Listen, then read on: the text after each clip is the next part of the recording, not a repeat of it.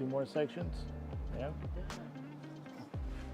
Well, you've got Tuesday, Wednesday, Thursday, Tuesday, Wednesday, and Thursday to do it. Yep. 3 days, cutting it close.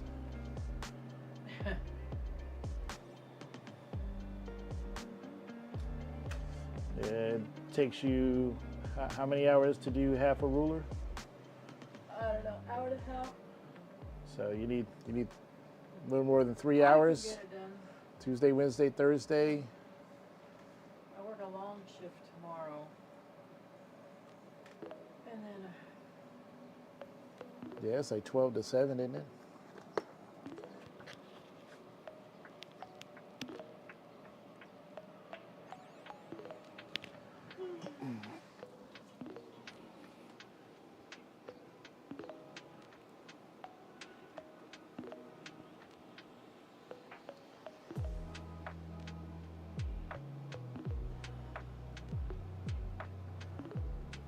tomorrow, yeah, 12 to 7 tomorrow. Tuesday, I got 3 days of sections. I can get it. Yeah, you can do it. I believe in you. Then I only have 11 to 2 on Wednesday and 4 to 7 on Thursday. All right. Hey, what's up? It's your boy back in the house. How you doing? Hope you all are having a great Monday. Hope you had a great start to your week. I did okay. The start to my week was the Friday. So today's my Friday. So tomorrow's and the next day is my weekend. So I started my week with the weekend. So tonight, if you don't know, we are doing a kit up of this kit from the company Studio Delight. And you can find these at your local Hobby Lobby here in the United States. This kit retails for, I don't know if you can see that, for $5.99. And it says that this is for intermediate, and it makes one full, where does it say? Yep. It's intermediate, one full round drill canvas. So it's not a partial canvas, it's a full canvas. And the canvas size is 17 by 21 inches. And the actual design size for the painting, of the size of the painting, is 16 by 20 inches. And so, hey, Tracy in the house. Welcome, Tracy. Welcome to the stream.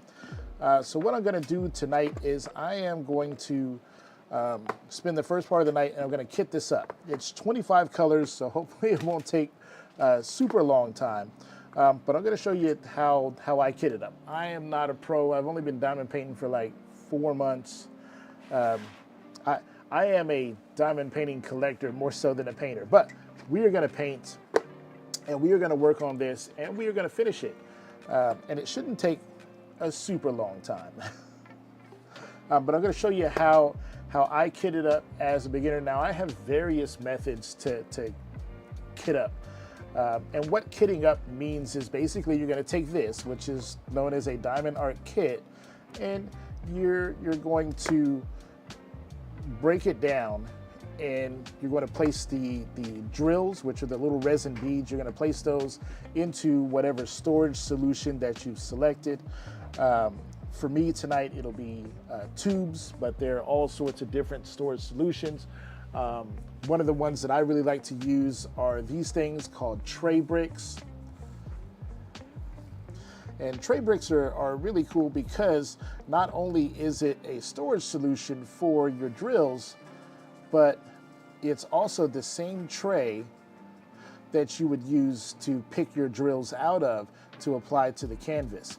So you can store them in here, you can label them, and it's just ready to go. All you have to do is just pick whichever symbol matches what's on your canvas, pull it out, pop the lid open, give it a little shake, and then your drills are nice and lined up and organized, ready for dispensing out to your canvas,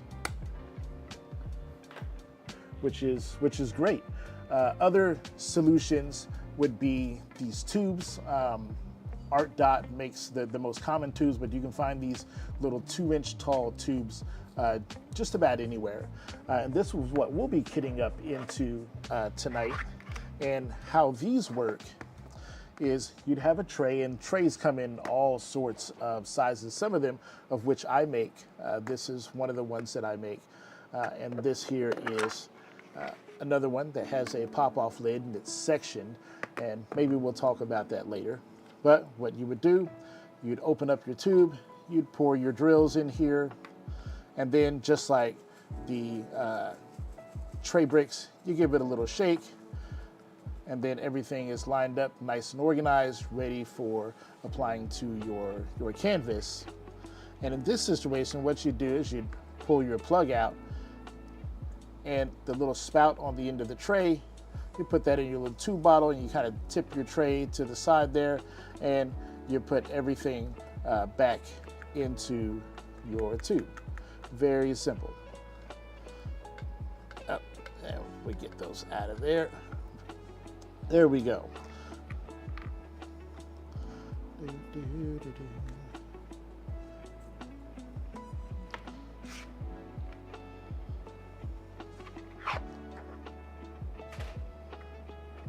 Almost forgot to put my plug in there. Tracy, how are you doing tonight? I hope you're having a great evening. And then this large one would work in much the same way. Now, I have these tube holder cases from ArtDot. So it's like a little all-in-one storage solution for all of your diamond painting supplies. So, and I'll show you some of what comes in here. So in this one, I believe there's 1, 2, 3, 4, 5, 6, 1, 2, 3, 4, 5, 6, 7, 8, 9, 10. So there's 60 tubes in here. This is for a kit that I'm currently working on for an event called Summer with the Masters. So this is already kitted up, hence all the labels, labeling the appropriate symbols and colors there. But in this, I think I got this on sale for, I don't know, like $25 or something like that. But you get this little foam holder here, and it fits inside this this case. 60 tubes. You get, it even comes with a diamond painting tray, comes with some wax in there. That's what these little hearts are. It comes with baggies, comes with your diamond painting pins, some tweezers, basically everything that you need for your diamond painting kit. Now, this one is 60. I also have the one that we're going to use tonight, which is 420 tubes. Our painting is not going to require all 420 of those tubes, but it's my big case, and I can kit up to like, I don't know, like 6 projects all in the same case. And so we're going to use one of those levels in here. You see I've got one here that's kitted up, but we're going to start on this side, and we're going to kit up our fox. I think that's a fox. This painting doesn't have a name. It's just maybe fox in the forest at night. I don't know. But we're going to explore that. Now, our labeling system, since this kit doesn't come with any stickers or anything like that, like some of the higher end kits do, we're going to use our stickers that come with the ArtDot kit. So these are just plain white squares, and I'm just going to stick them all on here, and I'll label the tubes, and then we'll use a sweet funnel that also comes as part of that ArtDot kit. And no, this video is not sponsored by ArtDot. Hashtag please sponsor me, ArtDot. But in that kit, we get this little funnel here, and we're going to use that funnel to pour our beads into these tubes. So just like that. Hopefully the funnel will not fall out while we're pouring our drills in there. We'll be careful. Ah, Pam's in the house. What's up? Tracy, you're missing diamond painting. Well, I'm so glad you're here to take my beginner course in unprofessional diamond painting. What else are we gonna need? The rest of the stuff should be supplied in the kit, but we might not use everything that's in here. So I think the next thing we should do is look at what actually comes in the kit. Oh, my wife is cooking dinner for tomorrow. It's like 10 o'clock at night here in the central United States. But she has been working most of the day on an amazing beef stew. And, you know, you got to stew the meat for hours. And then you gotta do the veggies once the meat is stewed. And then you got to take the broth and turn that into a roux, into a really silky, creamy gravy. Oh, it's gonna be freaking awesome. So we're gonna bust open our kit here that I purchased at Hobby Lobby for the amazing price of $5.99. And the first thing that we're gonna pull out here is a little diamond painting kit. And it's got a little boat in there. Think of that as that's your tray that you're gonna pour your drills into, or your little diamond painting beads, your diamonds. It's got some wax there. That's that red stuff there. The wax is what you load the pin with, and that wax helps the drills stick to the pin. So we'll pull that out and take a look at it, and it literally just looks like a straw on one end, and there's what's called a single placer on that side, and on this side here. I was messing around with it, and I loaded some wax, some of that red wax, into the other side of the pin there. I'm actually just going to scrape a little bit of that wax off. There we go. We don't need all of that wax, and I might as well just kind of punch a few holes in this wax and fill up the single placer side. So single placer just means that you're just going to be picking up one diamond at a time. Over here, it looks like I'll be able to pick up 4 or 5 of them at a time on this side. So now that we've got that done and handled, we can see our little diamond painting boat there. You can see the lines on it that we'll pour our drills into, and then once we're done, then we can pour our drills back into our container there. Let's see, we'll put that away. Now, I'm not going to be using this this pin or this diamond painting tray tonight, because, well, I made my own. And if you like any of the tools that I'm using, and you would like to obtain your own, you can. That's that coffee.com, the diamond brush. Go there and you can purchase things like this sweet tray with interchangeable inserts so that you can have different types of ways to line your drills up. I've even got my fall collection, which should be there by this weekend, which is going to be really, really cool. So 3 lid covers for that. So you've got the fall leaves, you've got the witch, and then you have the kitty pumpkin. And I'll be showing you some other tools throughout the night as well. So let's see what else is in here. So we'll pull it out. First thing we can see is our painting here rolled up, and inside of the painting will be our diamonds, otherwise known as drills. Now we can see those, we can get a little closer to them, and they are very small, and there's a lot of them. I think this kit maybe it says how many are on here. Yes, 24,900 round acrylic diamonds. So there are a lot, and this is nothing. Let me show you what. Let's go with this one from Diamond Art Club. This painting is by Peggy Collins, called Our Wild Garden. This thing is 25.5 inches by 38.5 inches, and it contains 81 different colors and a total of 102,573 diamonds. So this for most people is 2 or 3 months of work.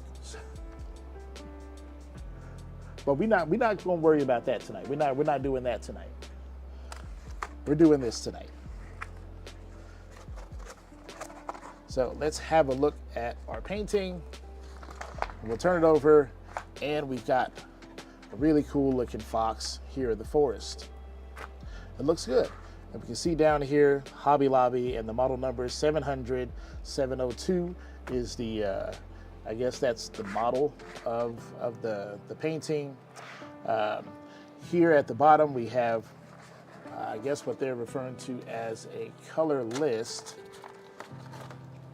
So get that up close to you so you can see that. Well, so all of these little dots that'll be all over the canvas correspond to a number and a color, a symbol. And so you'll match those up with the symbols on the canvas. It'll tell you which drills to that you need to be applying in that section.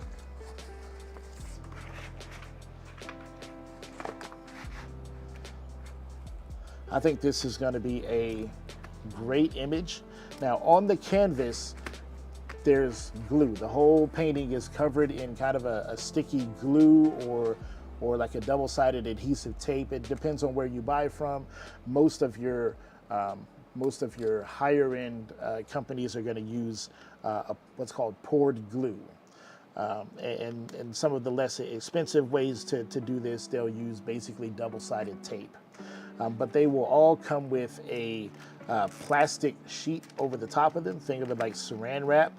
And this is basically just to keep, cat hair, dust, and dirt from sticking to the glue.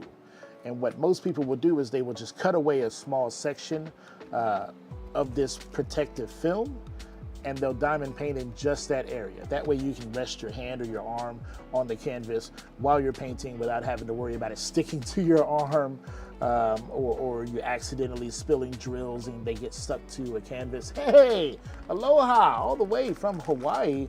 What's up, B? How are you? I hope you're having a great evening. They've even supplied a legend, a color list here inside of the packaging. So we'll be using this in conjunction with this here to label our containers and then pour our drills into the appropriately labeled containers. But I think that's it for now. So let's get on with the kitting up process, which I'm not super fast at. So I don't blame you if once you get the general idea, if you hit the fast forward button, if you are watching this later on. B's driving home. She's on her way home from work.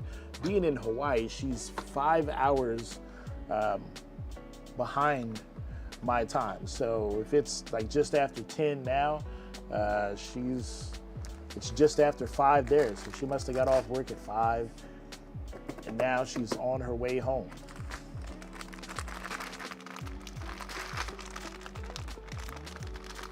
So let's see, let's open up our drills here.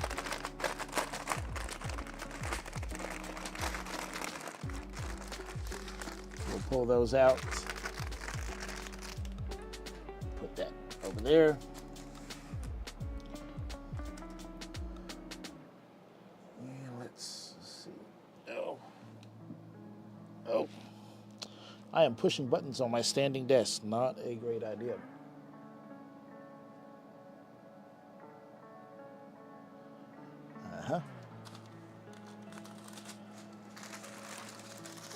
And these drills come in these nice little packages, and these packages are like thermally sealed, so you can cut them apart into their individual packages, which is what I'm going to do because it makes keeping organized a little faster. And of course, if you have questions, feel free to leave them in the comments, or you can hit me up in chat there. For the most part, it'll probably just be me and the ladies talking as we usually do whenever I do a live stream. I don't live stream very often. I wish I could more, but I got a day job, and then I got a side hustle, which is 3D printing, diamond painting tools. So I stay busy. But like I said, if you have a question, feel free to hit me up in chat.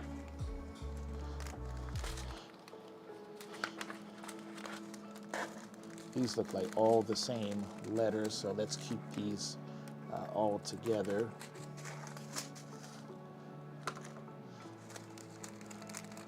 Tracy Cruz, I missed this? What do you mean you missed it?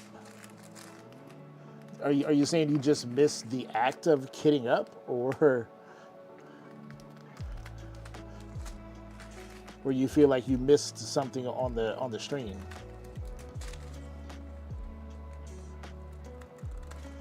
It looks like these might even have perforations, or it looks like they tried to perforate it, but it didn't. I don't trust it, because there's a good chance that if you try to tear that, you'll just tear into one of the packages, and then you'll have drills all over the place. So my advice, cut it, just for general safety.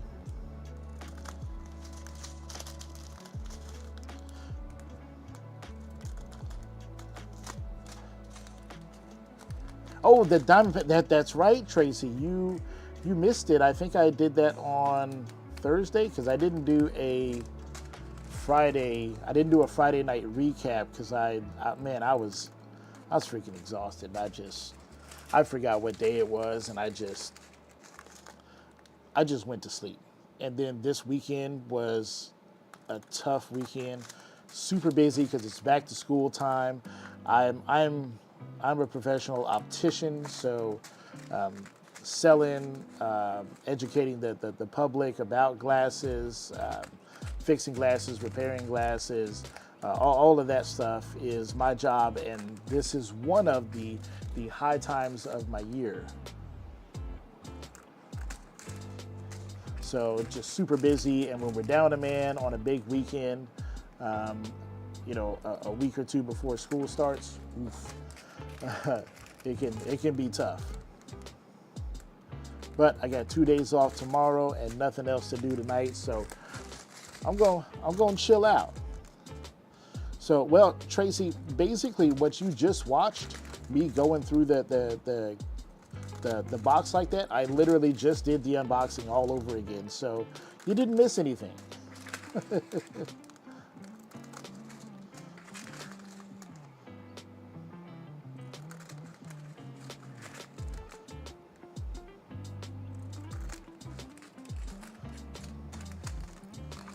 All right. So, oh, you know what I just discovered? On the packages themselves, it's not anywhere on the box that I can see, but on the package themselves, you see that it says Midnight Fox on there. I'll kind of try to get that close to the camera. It's not gonna focus because it's not on continuous focus. I might fix that in a moment. But it says Midnight Fox on here, so I guess that is the name of the painting. Cool. And sometimes people will put these drills in little baggies in case you don't have those. Those little small Ziploc baggies, you can get those anywhere. You can get like 1 billion of them for $1. So you could do that, and then you could just stick a sticker on the baggie, or you could use a Sharpie and write on the baggie. There's all sorts of ways to store these, all the way from very expensive solutions to whatever DIY solution you want to do. Yes, I did see that you got the pumpkins from Michaels. It looks like a very, very good painting. So I like the look of that. I was actually thinking of going to like Walmart, Michaels, Target, like, you know, just kind of all of the normal places that you would hit up to find inexpensive diamond paintings, and just look at the overall quality, because basically all I buy are Diamond Art Club paintings, which are stunning paintings, and I think they're some of the best paintings that you can get out there. And of course, there's the smaller shops like Jaded Gem Shop and the Diamond Painting Shop, Diamond Painting UK, Diamond Painting Deutschland. What else? The one with the diamond art. There's all kinds of diamond painting shops that are out there, and I just wanted to see, like, okay, and when I think of like, okay, if somebody's new to diamond painting, maybe they're walking through their hobby section, you know, at their local hobby store or something like that, and they're just like, oh, I want to pick up something. You know, I've done that before where I'm just like, man, I got like 4-day weekend, I got nothing else to do, I'm gonna be kind of bored. You know what? I'm gonna go pick up a scrapbooking kit. You know, you just walk through the aisle, you're like, yeah, I'll take that one and bring it home. So I wanted to see what it was like to just kind of pick up something off of the shelf, not very expensive, and see what kind of fun I can have with it now that I've been painting with higher end kits for 4 months. And so I think that's a good way to do that. So now we've got all of our drills separated. And it looks like I'm going to need 25 colors because that's what we got here. And I'm going to try to get a little zoomy zoom on the canvas. Sorry for the belly cam there. I do apologize.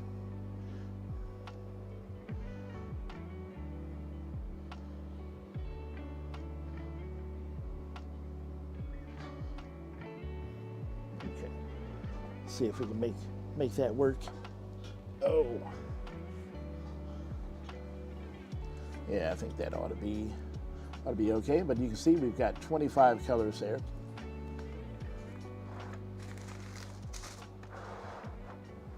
So I'll grab all my tubes here, and I'm gonna need a Sharpie, and let's determine how we're gonna put these on here because these are really small stickers. So I could just put the symbol on there. I really don't need to know the DMC color number. That would be useful if I were going to like keep these diamonds, and then later, a lot of people keep their leftover diamonds, which you will have some left over, and they'll keep those diamonds in case they're needed for another painting. So it's always good to know the DMC color number. And most diamond kits, regardless of where you buy them from, are going to follow this color number. The only one I know of that doesn't are kits from Diamond Dots. But there are a conversion charge to convert their numbers to the commonly used DMC color chart. And if you've ever done cross stitch, you're well familiar with the DMC color chart. And I think also maybe like anything that uses like standard crochet yarn, I think also uses maybe DMC color. I'm not sure about that one. And then there's the actual number, and it's just telling me 1 through 25 on here, and then there's a symbol. So really, the only thing that I need to put on here are really the symbols. So, and the symbols run 1 through 8, and then it's alphabetically A through X, although there are some letters that are skipped.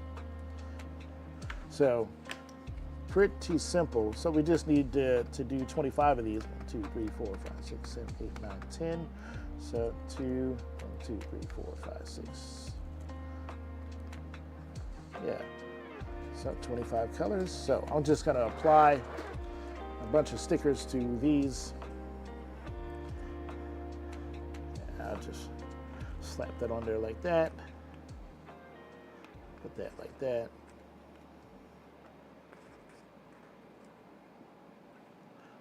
Ooh. Don't you hate it when you have fat thumbs? Fat thumbs make everything hard to do.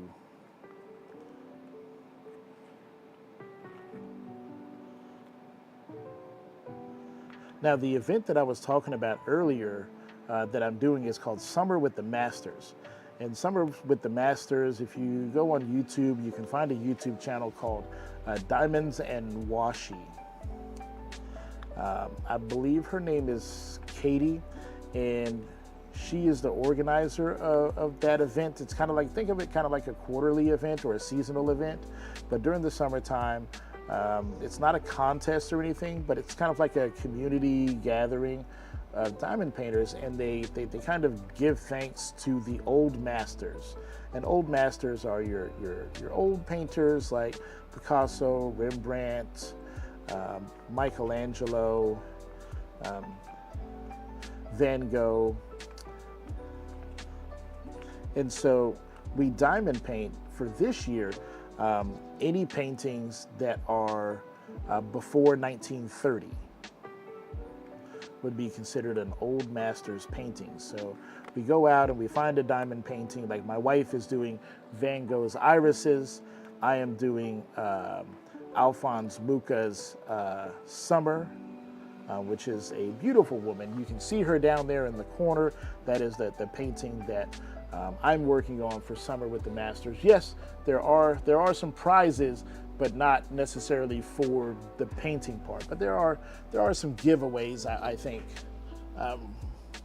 which they do, and you can go there on the Instagram and the Facebook pages for the event. You can go there and submit some photos of your work in progress. In the community, work in progress are known as WIPs. So WIPs, work in progress, WIPs. So now I am going to, let's see. There's A's, T's, J's. Yep. So now on this, I will just put 1, 2, 3, 4, 5,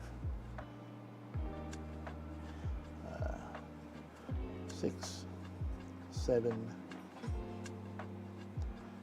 8, and then we'll go A, we'll skip B, there's a C, there's a D,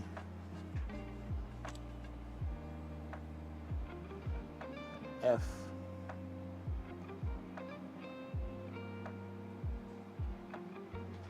G, H, J,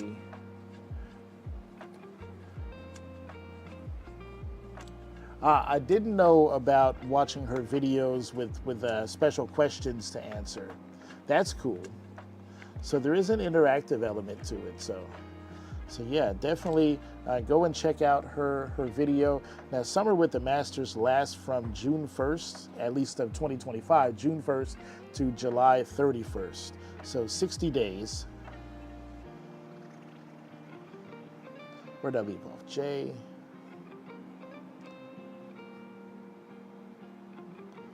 So we got K, N, Q. And she is already in the midst of organizing the next event, which is Drills and Chills, which is an event based around fall and autumn season. So a lot of people do Halloween kits or kits that have lots of fall and autumn themes, like the turning of the leaves and stuff like that.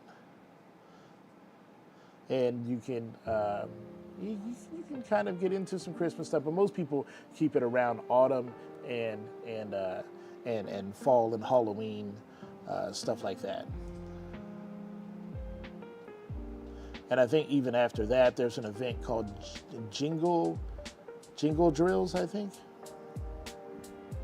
So all throughout the year, there are all kinds of events that you can participate in.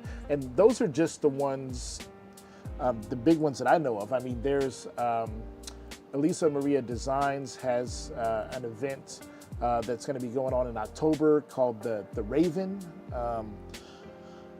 Which is pretty cool, and I think there's there's so many events. I'll never get this done if I keep talking about how many events there are. But the best thing to do, you can pretty much join any of the Facebook groups that have to do with diamond paintings, and just ask what events there are to do, and I promise you, somebody will clue you in. There's V and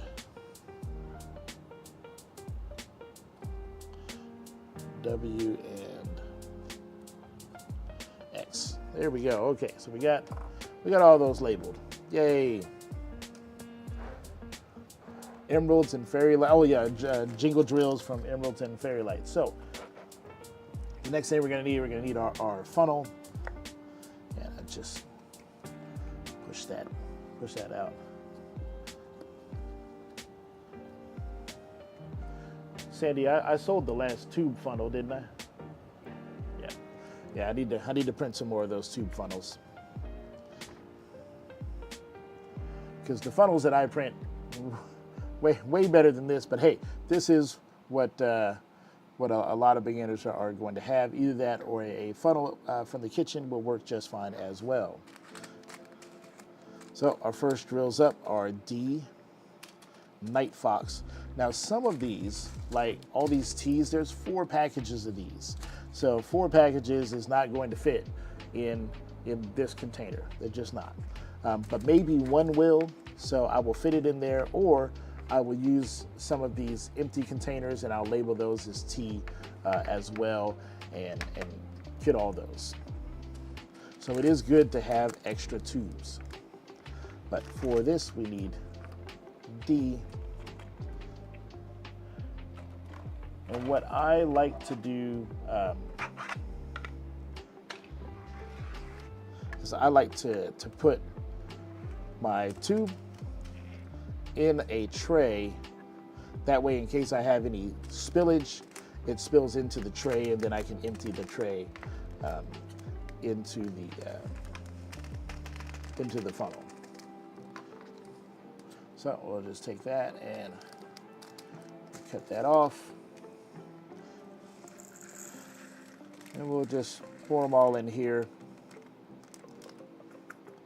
And we give it a little tappy tap, and they're all in there. That is our color D. Locked and loaded, baby. All right, next up is V.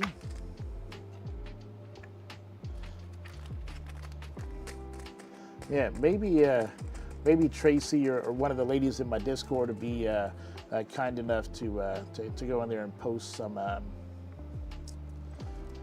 events are there. I'll have to make an event section. Probably be a good idea, if anything, as just a reminder for myself. Like, oh,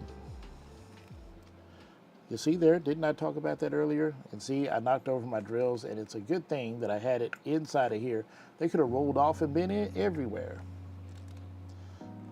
See, thinking ahead, it's almost like I've had that kind of accident before. But it's also because this thing is very top heavy. All right, let's try to stay organized. Chris, what are you doing? I got a trash can right down here, and I'm not even using it. All right, next color, J. Where's our J? There it is. Oh. You all right back there? Oh, that's my wife Sandy there. She's also working on a painting for Summer with the Masters. She is 2 sections away, so about I'd say about 8 inches square away from being complete on her painting. She's got about twice as much painting done as I have. So for me, I'm not going to be able to finish that event all the way, so more than likely I will roll my canvas up and save it to complete at next year's event, which you are allowed to do for Summer with the Masters. Some of the events you must complete the painting inside of the time of the event. That would be an event like Drills and Chills, because there are some prizes based upon or predicated upon you completing the painting before the end of the event.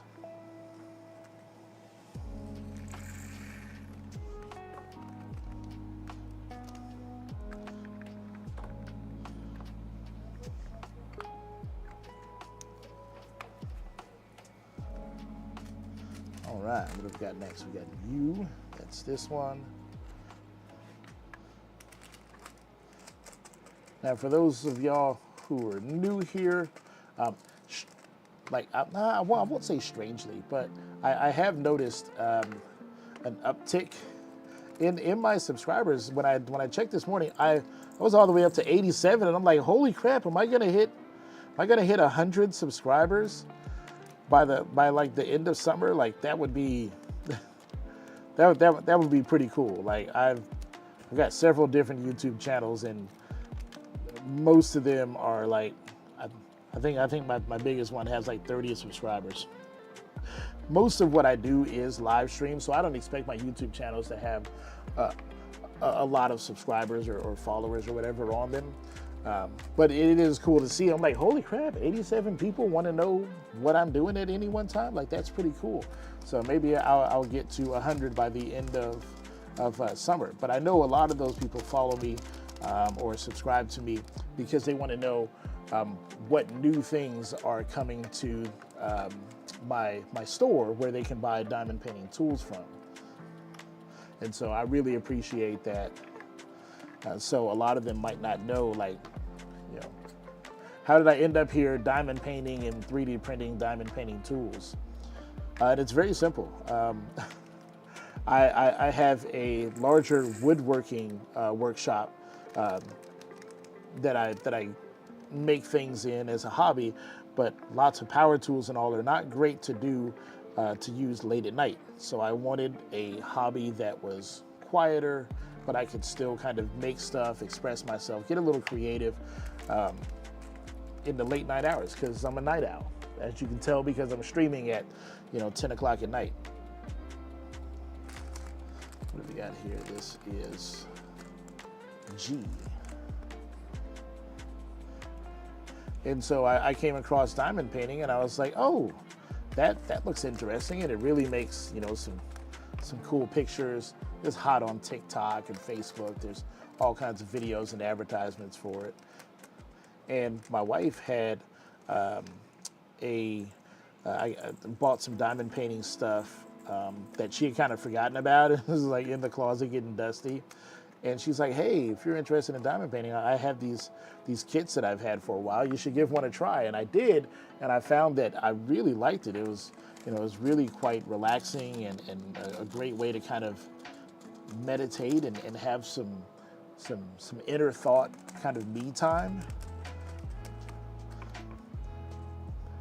And I was like, wow, this is really fun. And then going on Facebook, and I saw posts from Facebook groups, and kind of the big one that I came across was the Diamond Art Club Facebook group. And then I saw the paintings and pictures and stuff like that, and I was like, oh my God, these are beautiful.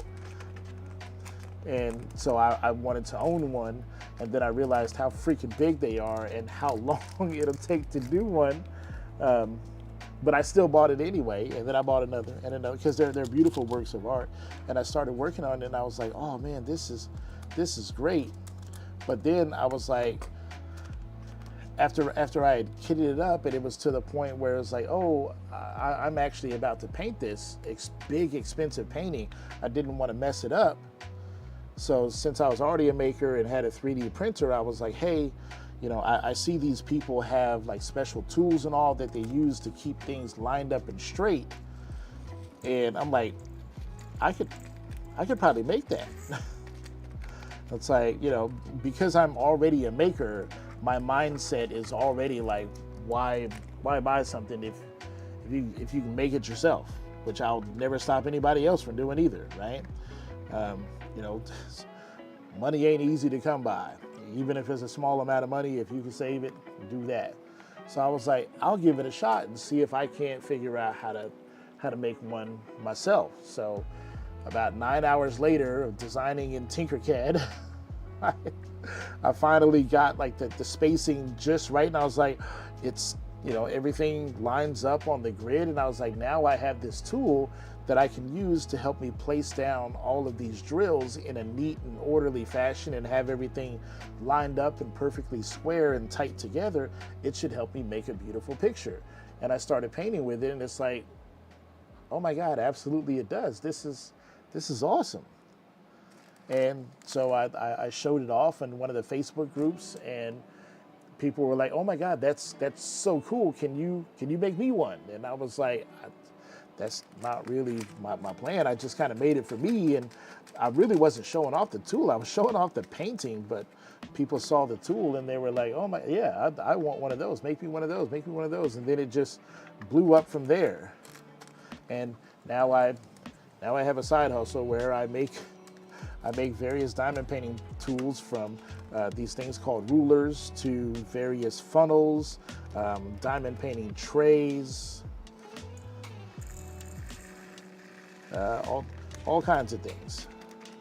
And it's a whole lot of fun. I get to talk and interact with like-minded people who enjoy the hobby just as much as I do, and I get to see amazing works being worked on and created. And yeah, you know what? I don't think I told you guys my name at the top. Yeah, my name is Chris. My name is Chris. My wife, she's Sandy, and together we run the Diamond Brush, which is our little shop there where we make diamond painting tools like this. We have fun doing it for you guys. What is that? That's letter C. All right.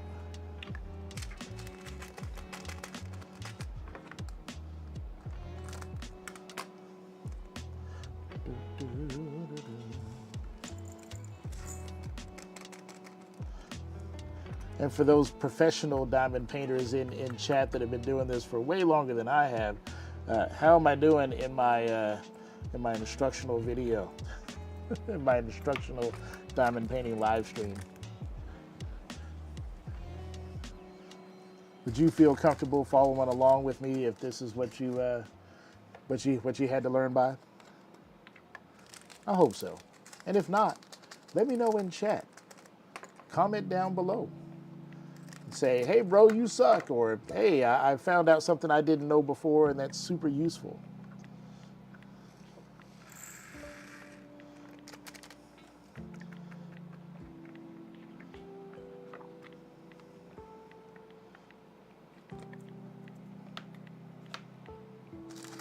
Six, what do we got here? Number 1.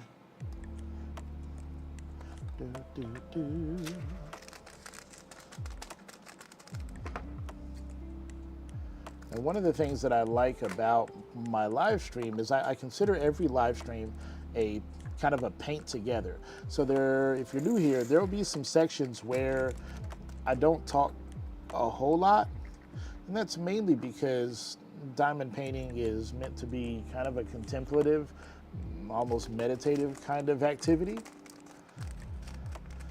So I always appreciate it when people just let me know that, hey, I'm painting along with you. And it's like, it's great.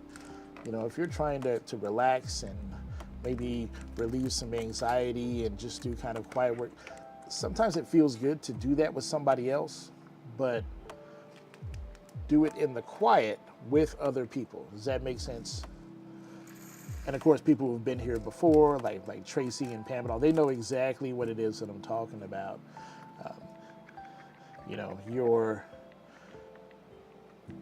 You're having quiet time, but you're not alone.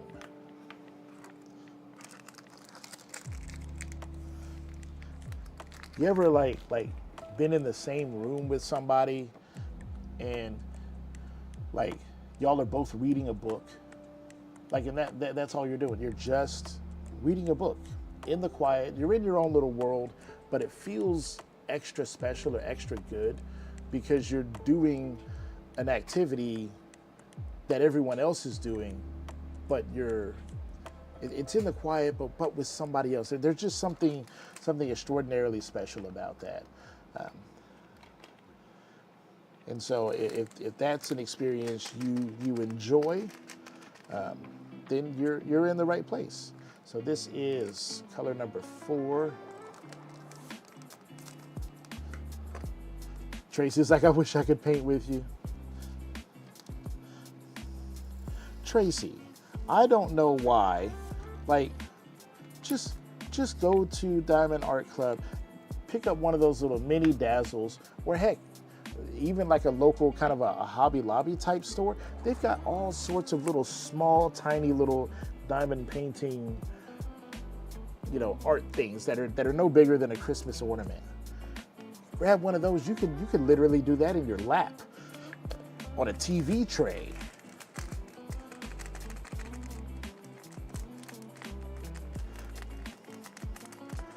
And I know somebody who diamond paints as much as you.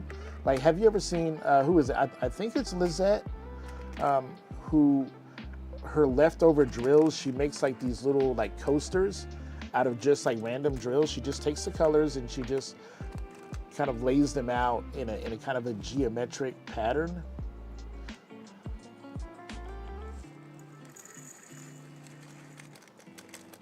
Like, you could totally do that and still get your diamond painting fix.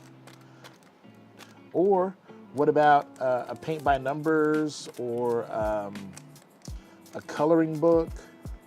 All sorts of ways to get all kinds of artsy and in your own world. You have those, but yet you want to do the big paintings. That's what you want. You want to do the big painting. I get it. I totally get it. Oh, your back gets sore. Oh, because I guess your dining room table was the most comfortable spot for you.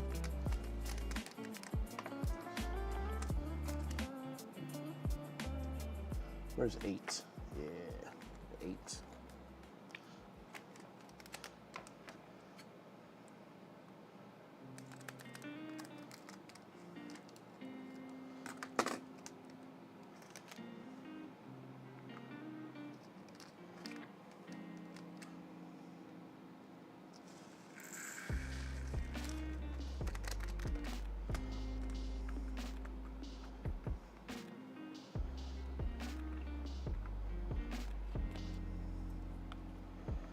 Yay. Now last night, I didn't stream last night because me and my wife have taken up this, not like hobby, it's just this kind of thing, almost like a date night kind of thing, where we choose a movie that has like a series, there's, part 1, part 2, part 3, like watching all of the Harry Potter movies. Or watching all of the Twilight movies. And we just kind of binge watch them, but usually not all in the same day. Well, Harry Potter, we were watching a couple of the Harry Potters in a day, right? So sometimes we watch more than one in a day. But like, Harry Potters or Twilights. Well, last night we decided to start the Tom Cruise Mission Impossible series. And so we watched Mission Impossible 1, which is it's not a great movie. It's not a great movie,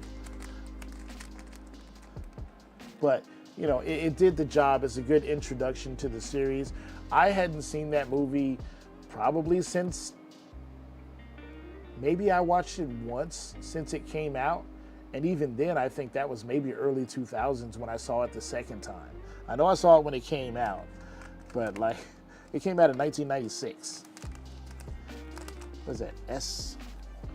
It is S, isn't it? Yeah. And so we watched that one last night. Had Jon Voight in there, and I was like, holy crap, Jon Voight had hair that wasn't white.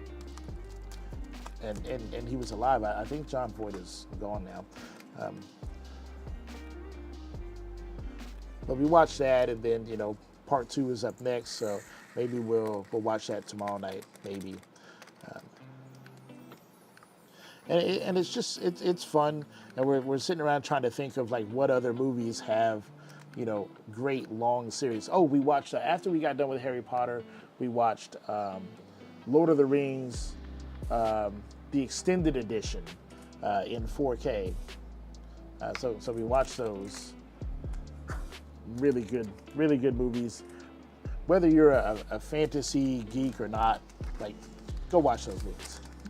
They are really good movies. And if you get all the way to the end of Return of the King, with the hobbits and everybody bows to the hobbits. If you don't tear up just a little bit when Aragorn is like, my friends, you bow to no one. If you don't get a little thing in the throat, if you're not like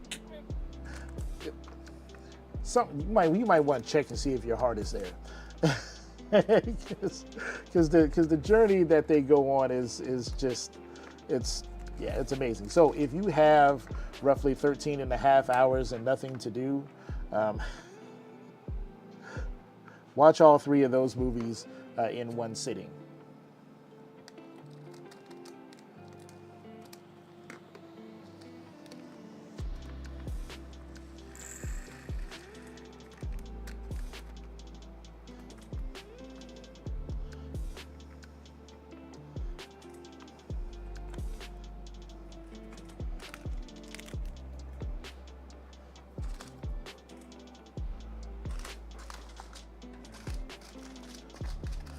So I want to look and see how many J's I got, because I think I got a lot of them. I got 2 H's, K. Is that a T? Those are all T's. We got R, Q, okay. Oh, we got another R. Okay, yep. So we got 1, 2, 3, 4, 5, 6, 7, 8 more colors. All right. What we got here? N.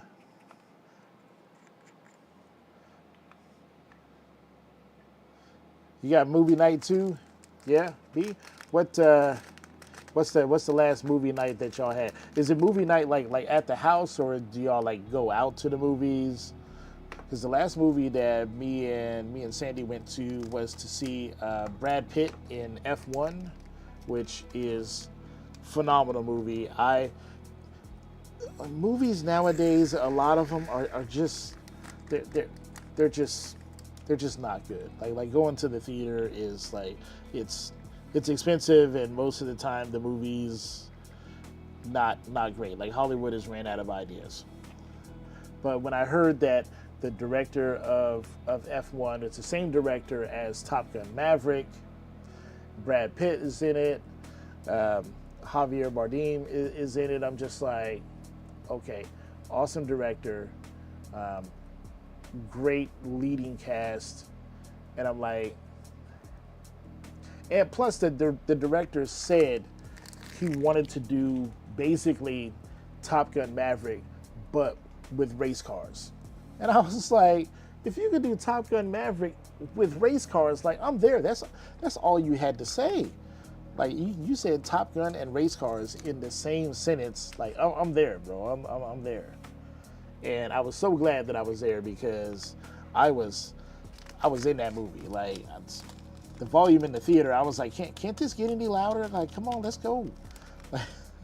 And the feeling of like being in the car or being on the track was absolutely amazing. It was a great movie. So definitely go check it out. I do want to go and check out Superman. I was kind of apprehensive at first about Superman, but I'm hearing some pretty good things, and now I'm just like, well, what would it hurt to go and check it out?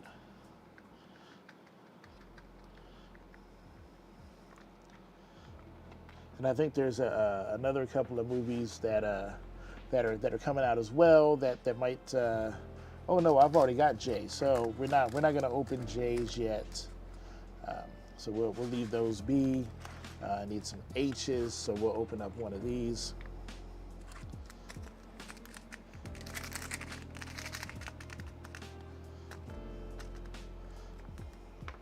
I don't know if I'm going too fast or too slow, because I told B, because she was like, oh no, I'm gonna miss it, I'm driving home.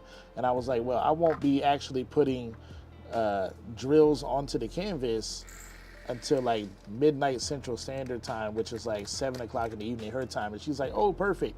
And I'm like, I don't know how close she is to home, and if I'm gonna actually beat her or not, I don't know. Let me see what does. It's 11:06. Yeah, I probably don't have another hour of kidding up.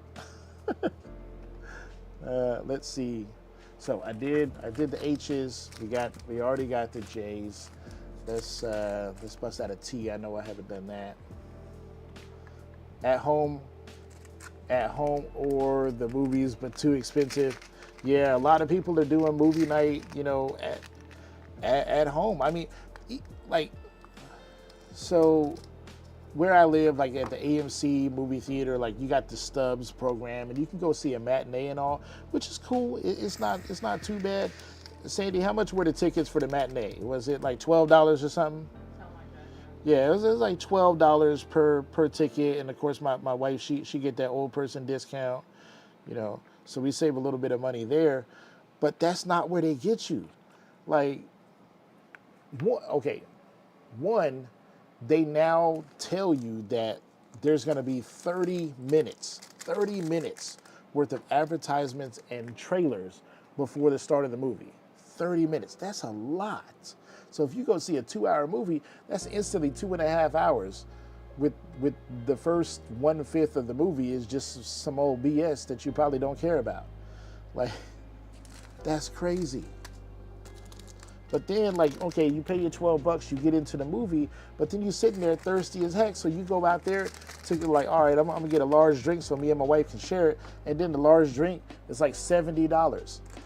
And you're like, damn, well, how much is some popcorn? And, they're like, all right, well, you're gonna, have to choose what limb you want to give up so you can get, some popcorn to go along with your $70 drink. It's crazy. Like, the movie itself doesn't cost nothing, but the friggin' concession stand is like, it's worse than any baseball or football game. That's crazy.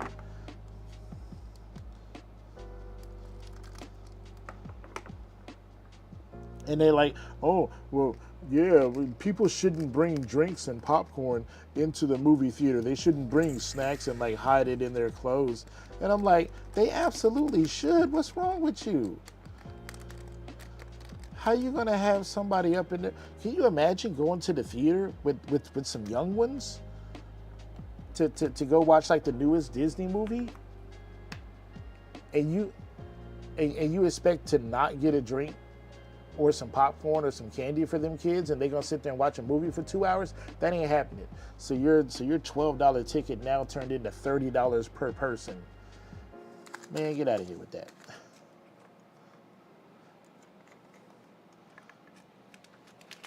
And the movie theaters are like, I don't know why people don't come to the movies. A, because it's too expensive. B, because, come on, y'all, Hollywood, what are y'all doing with the movies, all right?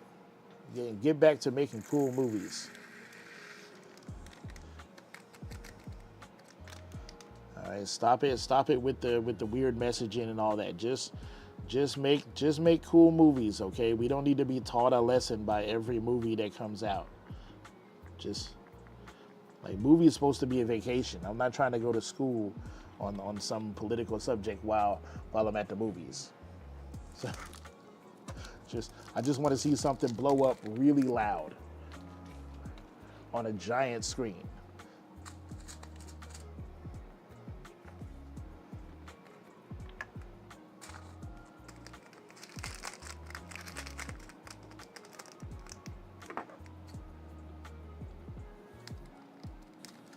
We got R. We are blazing through this one. The last time I did a kit up on screen, I think it was like 70 colors or something like that. Oh my God, it took forever. But like, this isn't too bad. That was R. I got the T and the H's. So let's do a run through, make sure that everything has got a color.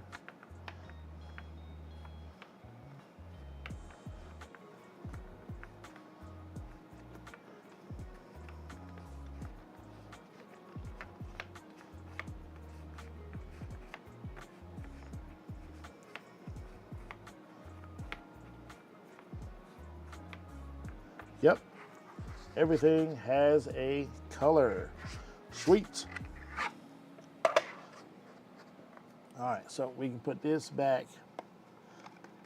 We don't need this anymore.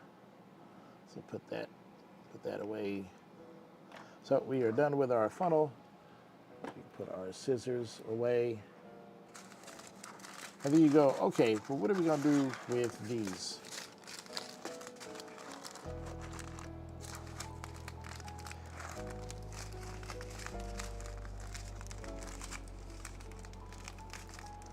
So with these, I'll put these in a separate Ziploc sandwich bag. They'll stay in there, and I'll label the outside of the bag Midnight Fox so that I'll know that these extra drills go with Midnight Fox. So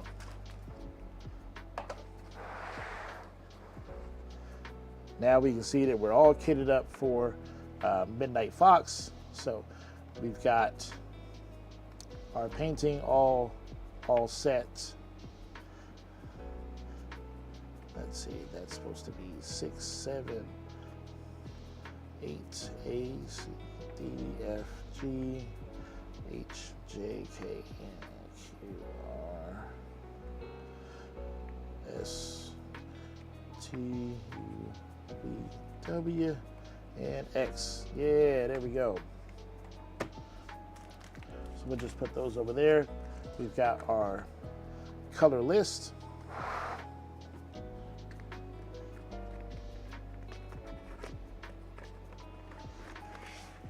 Now we'll reach in here, we'll pull out our canvas. Park this over here, out of the way. So I'm gonna use this as my diamond painting tray instead of the little green boat. And I'm gonna use this. So I 3D printed this pin. It's got a single spacer on it. And then it's got a multi-placer that should hold 4 diamond drills on it.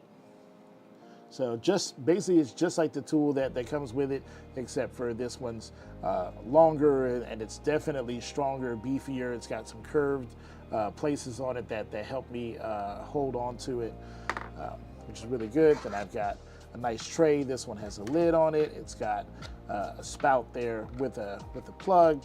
We've still got our lines to organize all of our drills, and it's got this cute little fall-themed pumpkin kitty on it, which is perfect.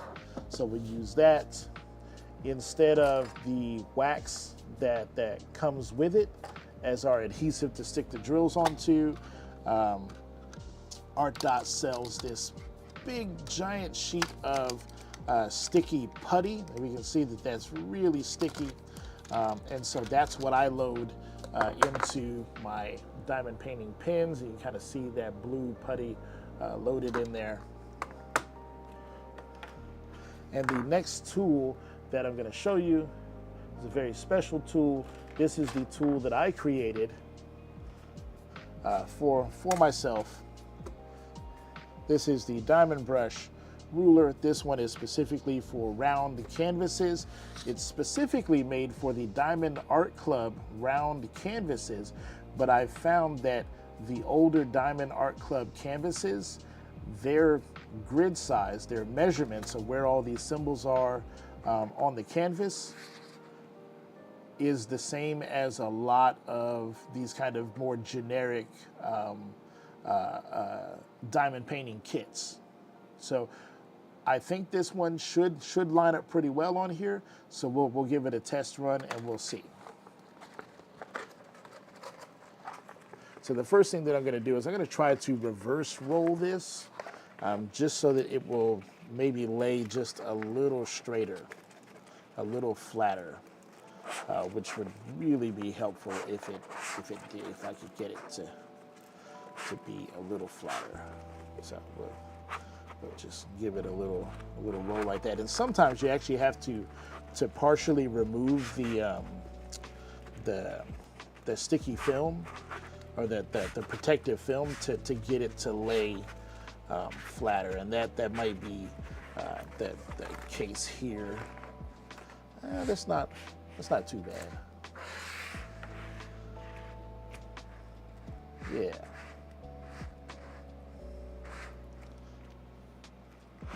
Now The general consensus for working on these is usually to start in the upper left-hand corner. The reason why you're gonna fly through that one, probably. You're probably right, yeah.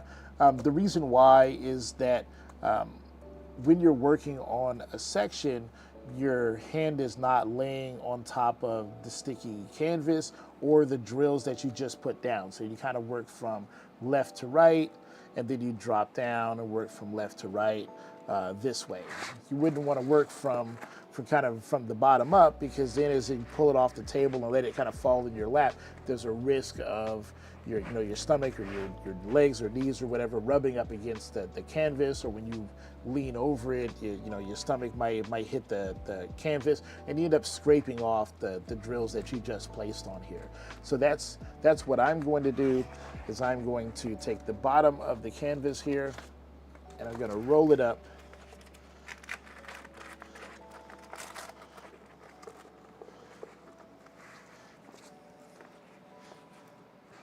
And yeah, something about like this here.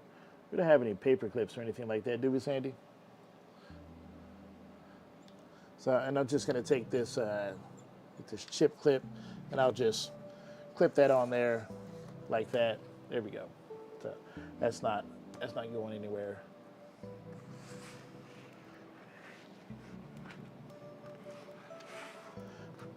So now I don't have too much here.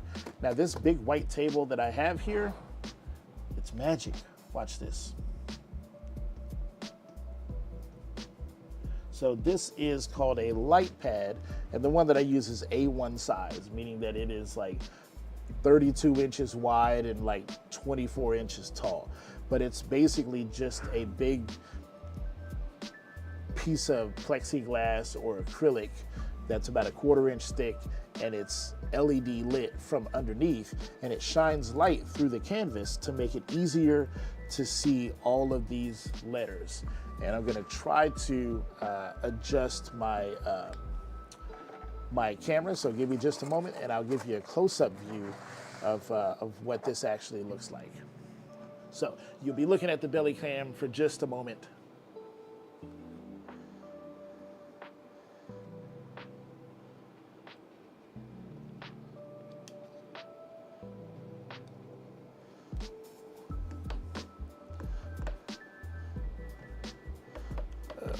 Let's see, what is the best way to do that?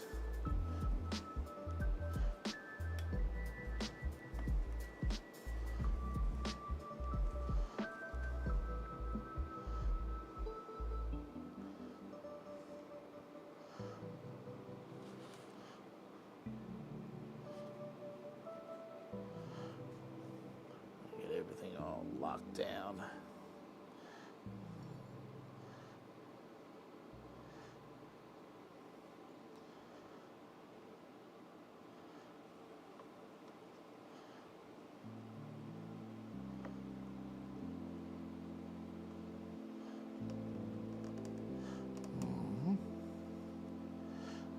Okay.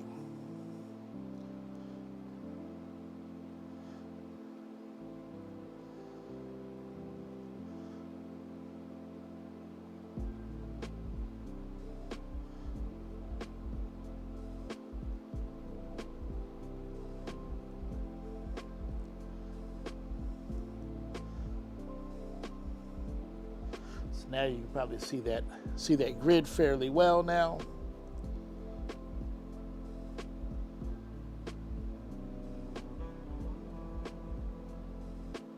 Yeah.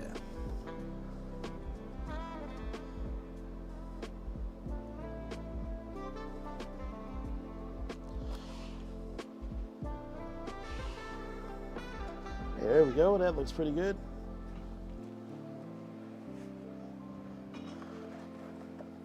Tracy really thinks I'm gonna fly through this. I don't know if I'll be flying through this, but we'll see. All right, so I've got my tray here and my horrible looking fingernails. I've got my ruler, and we'll talk about that here in a second. And I've got my diamond painting pen. And you can see here all of our symbols here. So when we see like these 4 blue symbols here that are labeled as 2, we're gonna pull color 2, and we'll stick those drills to the canvas. So that's literally how that works. But there's a lot on here. When you look at this, you're just like, oh man, there is, but remember, there's like 14,000 drills that get placed on this canvas, and that's a lot. So I'm gonna show you how I deal with that and how I break that down so that it doesn't feel quite so intimidating. So I like to use this thing here. And zoom out just a little bit. Oh, that's the wrong direction.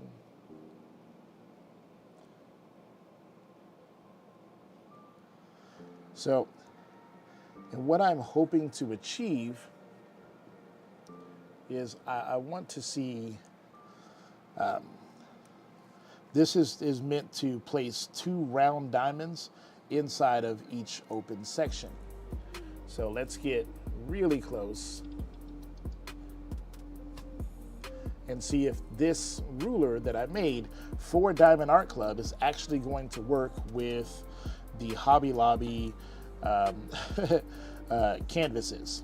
So let's, over here, see those 2 H's in the upper left-hand corner. There's HR, the top of our canvas, and we want to center those 2 columns, so that H and R at the top there.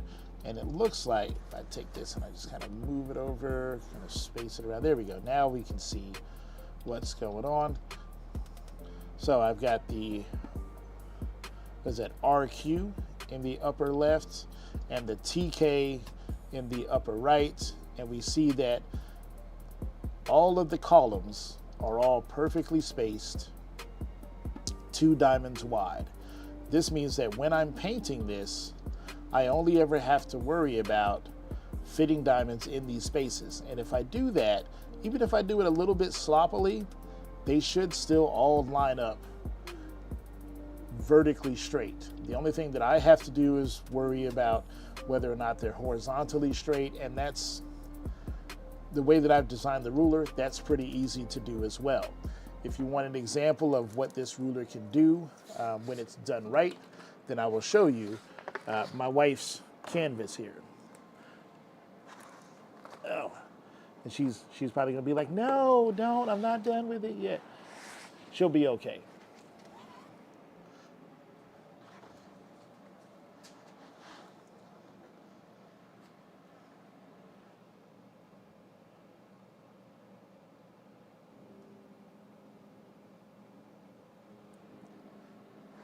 So this is her Summer with the Masters painting.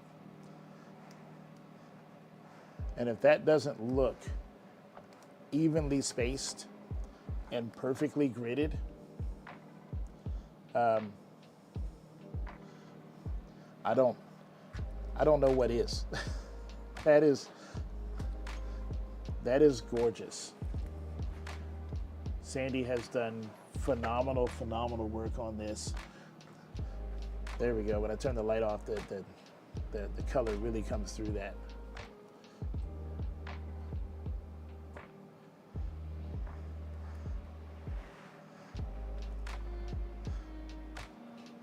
And this is a diamond dots.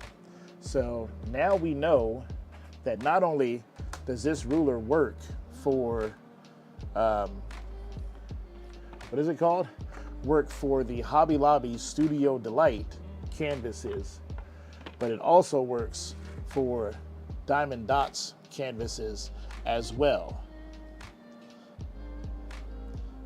And when you look at this, there's no, it's a very simple tool. Yeah. 2 by 2, very nice. So we don't We don't need any sort of new format. We just need well-placed straight lines and a little bit of care when placing the drills, and you're done. There's no serrated edges or anything like that here that little kids can cut themselves on. Nothing like that. This is a very simple tool, and it really doesn't need to be more elaborate or harder to make than this. It's just straight up super simple. It gets the job done very quickly and easily, and I'm going to show you how to apply this to a canvas.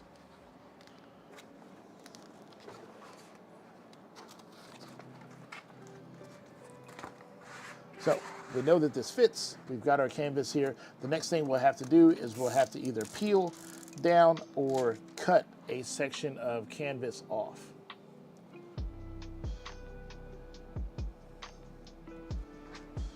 So what I like to do, and Sandy, do you know what happened to our the diamond painting pins? The ceramic blade pins.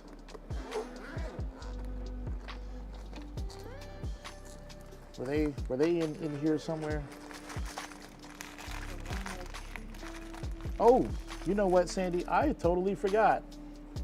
I had actually at one time printed a second carbon fiber diamond painting pin. No. So you can have that, although you'll have to drill out that little hole that's down there. And then let me see if there was one in here. You remember it was like a blue and white pin that you could cut through the canvas with. Oh. Do you know where those are? I don't. You have one? Okay. Awesome. Because I need it. I need it. I need it. Beautiful. You love it. You start using a 10 placer. I don't have a 10 placer. I have an 8 placer.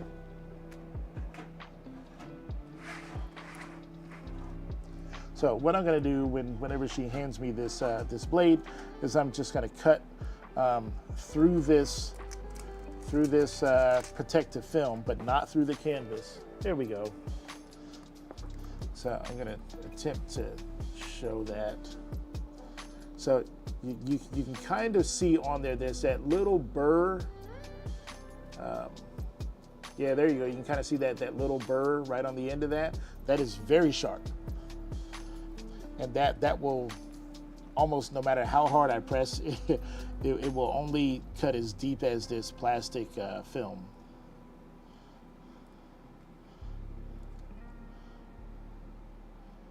And what I'm going to do is I'm just going to kind of line that up nice and straight.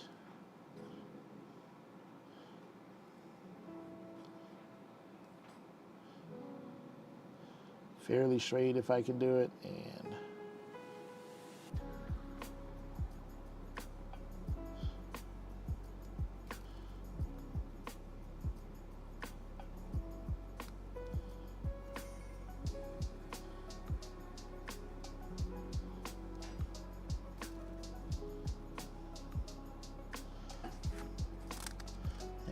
let's see. Then I can just kind of peel that down. There we go. And now, and sometimes people are like, oh man, it takes forever to place these rulers down. You got the ceramic pin? Yeah, I really like it. So, and they say, oh, it takes a really long time to place this down. I'm gonna get up close and show you that it really does not require, like it's not hard to do. Go. Okay, so I've got our plastic there. I've got it cut. I'm gonna peel that down and out of the way. We can see our letters here. And all I'm gonna do is I'm gonna take this R that's right here at the top. I'm gonna put that in the top corner, and then there's a thin little white line that I can see. I'm just gonna put that white line up against the inside edge of the ruler right here. And then I'm gonna try to line up the top of each section with the very top of the letters up top. So we'll put that there. Let's lay that down there. I've got to get this just a touch closer to me so that I can see. There we go. I have to kind of lean over it a little bit, and I'll move that there. That looks pretty good. And you might say, geez, Chris, you've been doing this, you know, you made this thing. You should know how to use it. I promise you there will be tons of other people who've used these before, and they go, oh yeah, it really is not that hard. And let's see. So we got 2, 2, 2, 2, 2, 2, 2, 2, 2, 2, all centered. And just take that and just give it a little press along all of the lines. You don't have to press it in that hard. And there we go. We are stuck on there. We are on there. We're not gonna lift off of there. And it's stuck on there, but it will come off of here relatively easily. Okay. Just don't rip it off of there. You know, just just slow it down. Meditate while you're taking it off, and you won't damage your canvas. And there we go. We're done. Like we're ready to paint. So now we've got our diamond painting pen, and we can see here we got some colors R. And what I'm going to do is I'm going to choose the R.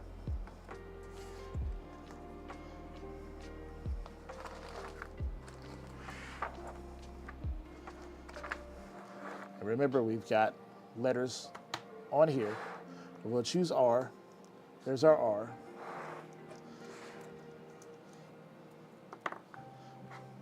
I'm going to get our tray.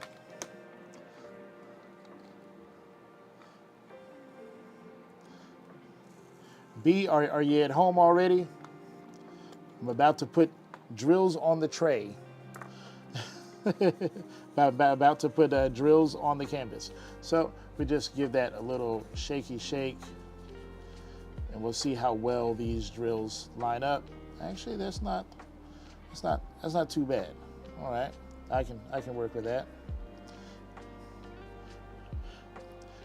Now, in the beginning, you might want to single place this, and all I'm going to do is just put that right there on top of that R. Grab another one, put that right there on top of that R.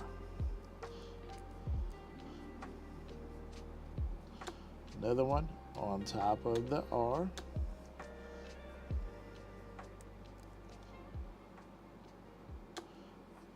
R.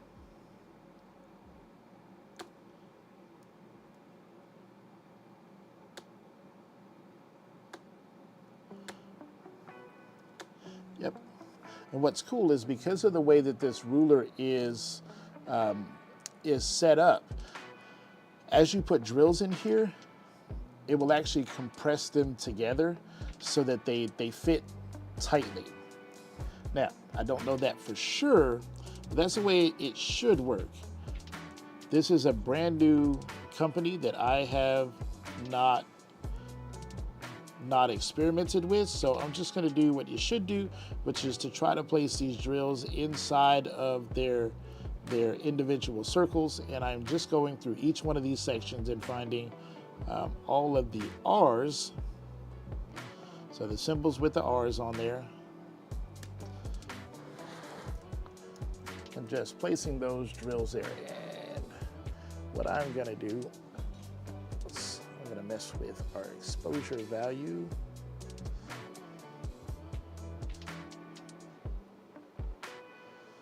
See if I can get that to be just a tad brighter.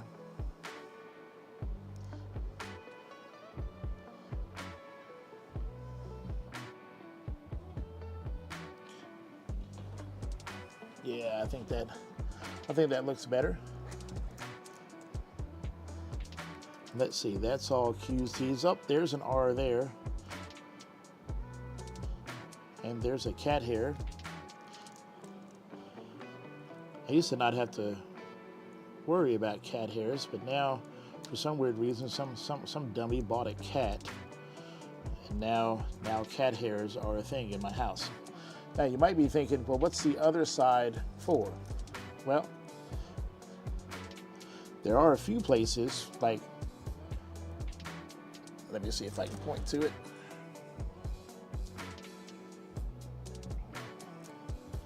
There are a few places where there are multiple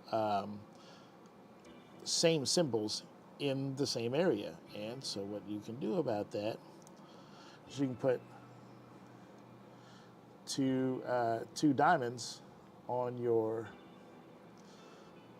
pin, and you can stick both of those diamonds down at the same time. Yay!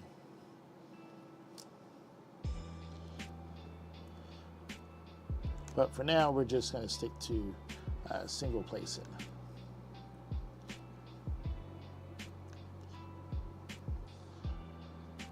And if you're really brave, you could even have multiple trays with multiple colors in it. I don't suggest that if you're new, but hey, you do you, boo.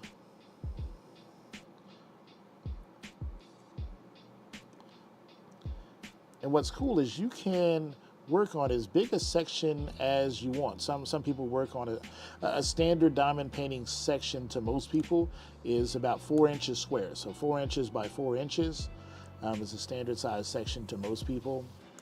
But some people, if they're working on a really complicated piece, maybe with a lot of color changes, they might choose to work on a section that is half that, 2 by 2, or maybe a 4 by 2 or something like that. I like using this ruler because the section that I'm working on is literally only 2 columns wide. So it's roughly about 40 drills maybe that you have to work in a single section. So maybe all you've got is about 10 minutes. So you just want to do just that one section. Well, great. You can just work on that small section.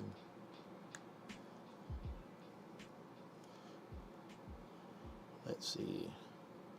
What else do we got? Oh, there's an R there. So we'll put that down there. Yay. And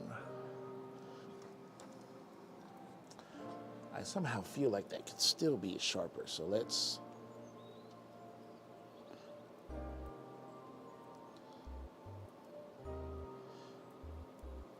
Yeah, there we go. Let's see if that helps. Maybe I got some Vaseline on the lens or something. I don't know. Let's see, any more R's in this set of columns? Yep, there's one there. Let's see there.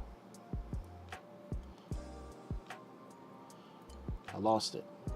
Oh, there it is.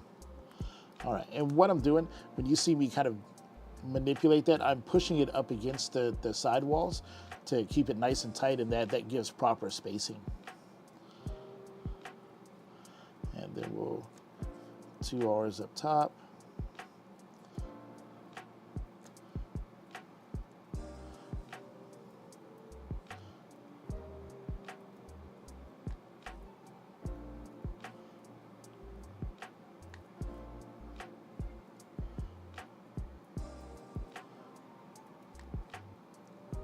Now, some people, even on super large, super detailed paintings, they will still single place. And some people are speed demons, and they are all about multi-placing and using like a 12 placer or a 15 placer and laying down as many drills as they possibly can, all in one go. It's like using a big rubber stamp to put as many drills down as possible. And in these big sections here where it's all T, that's probably what I'll do. And I'll end up switching to something like this that can hold 8 drills at a time. So that way I can really fill in all of this space really quickly. But for right now, we're just worried about the 2 columns of drills that are in these small sections of this ruler.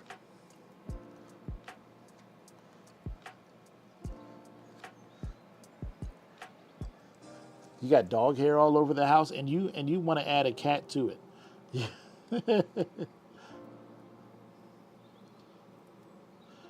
Well, the good thing is that at work I've got lint rollers at work. We keep a pretty good stock of them, so I'm not too concerned about the cat hair like I normally would at some of the other jobs I've worked.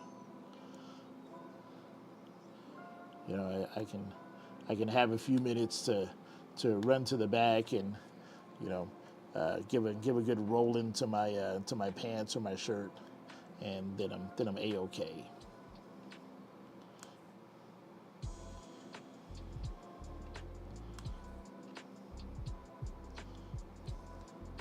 Now, can diamond painting be done without a ruler? Oh, lots of people have lots of opinions. Absolutely, yes. And if that's you, if you don't need a ruler, great. Go for it. If you're new and you want, you know, a little guide to help you out, or maybe if you just prefer to work in small sections because you don't want to concentrate on the whole canvas at large, well, get yourself a ruler. It's like breaking a big task down into smaller, more manageable chunks is all. The end goal and the end result is still relatively the same. It's going to produce a beautiful picture, whether you do it with or without a ruler. If you take your time and pay attention to what you're doing, the result is going to be great.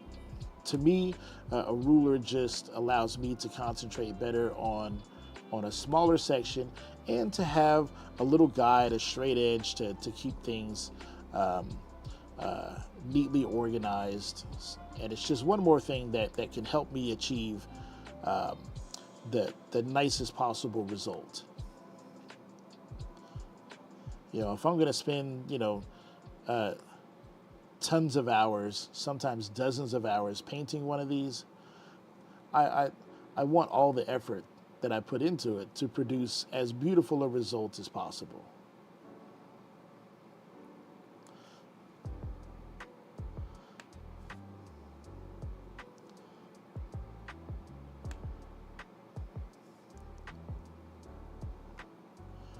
Oh, well, that's not the way I wanted to pick up that particular drill, but that's all right.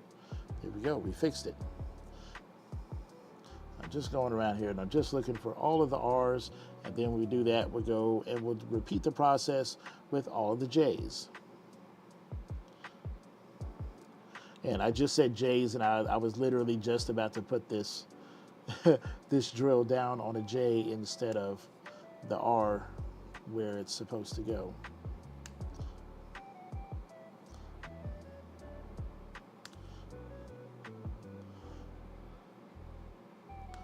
But this process that I'm doing right now, this is diamond painting.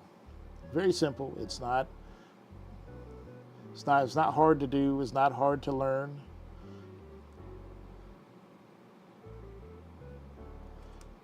And it really doesn't require much from you except for a strong level of stick-to-itiveness. Is that a word? You gotta be able to stick with something for the long haul. Coming from the person who has currently 4 canvases in progress, you got to be able to stick to it. And about to add a 5th.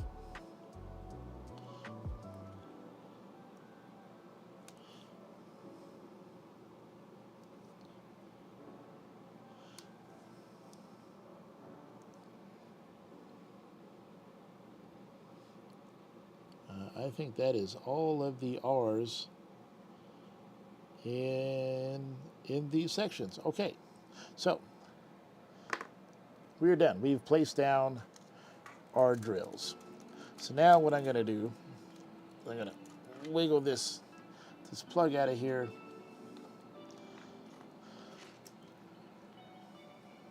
Come here. And I'm going to pour these drills back into this container. And there they go, back in there. Put our lid back on the R's. And then we'll go through here and we'll see what's our next color. We can paint any of these colors, doesn't really matter. But let's do,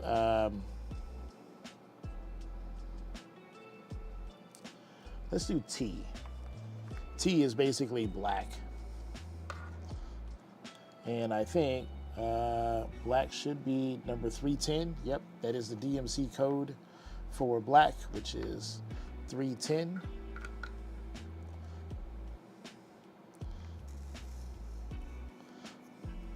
So we'll pour some black in our tray. You just finished your shower, you're ready to rock and roll, baby. It's so exciting when you do a new diamond painting. Yeah, one of these days I'll actually finish a diamond painting and then have something really cool to show you.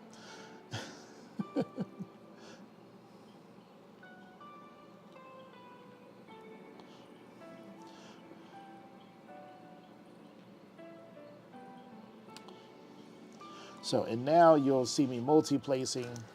So I just placed all 4 of these all at once. So then I'll grab another 4. And you can see that there's 4 drills on there. And I'll just place them down.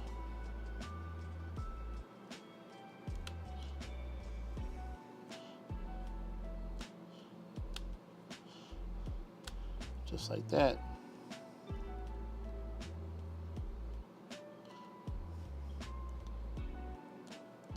And I'll switch back over to my single side. Place those 2 at the bottom.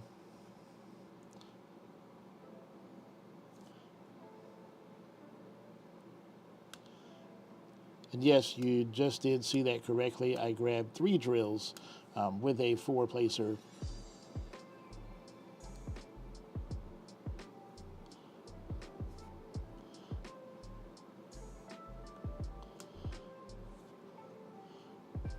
And sometimes people even use a multi-placer to place down single drills at a time as well.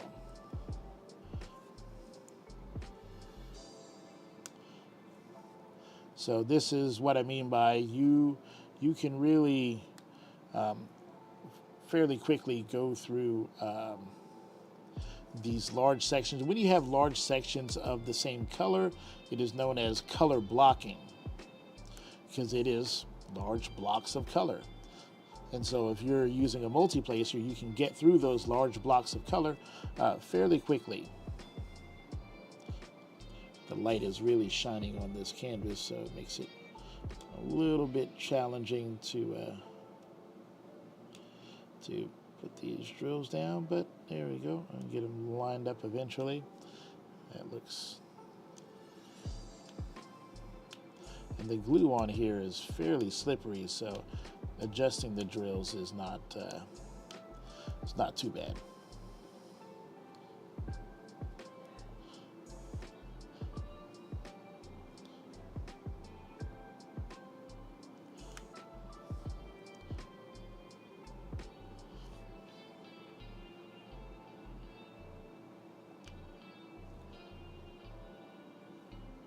Yay.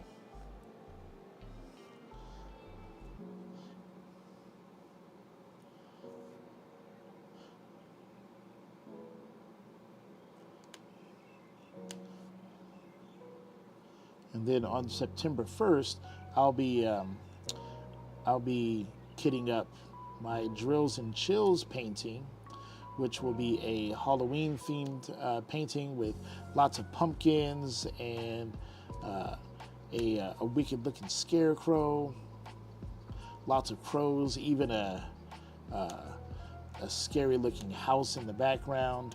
It'll be a lot going on. That'll be a big canvas, so we're gonna have to work really hard. I've already got a game plan set up in my mind, in my head for, okay, how are we gonna get this done, big boy? You know, we got 60 days, a big canvas. There's 60 sections, so I would have to devote, in order to finish a section, I would have to devote about 4 hours per day for 60 days straight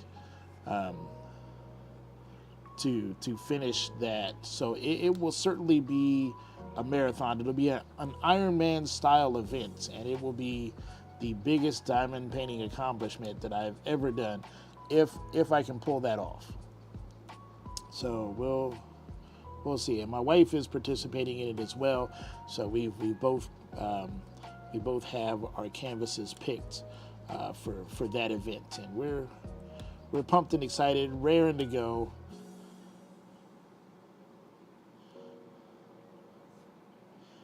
I signed up as I filled out the vendor form, so maybe I'll get to be a vendor this year for the event.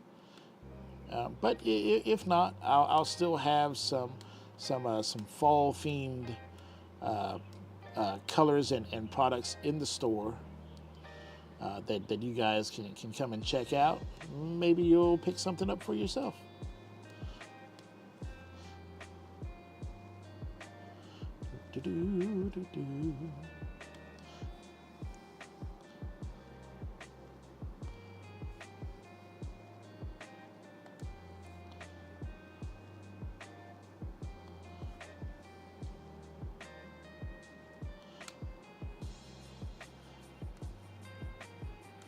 And this, my friends, is diamond painting.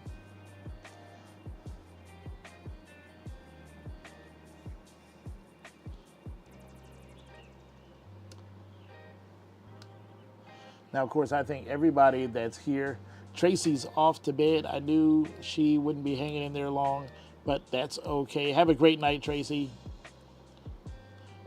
Thank you for joining me on my very first diamond painting tutorial video of sorts, I guess. Or at least the way that I like to do it.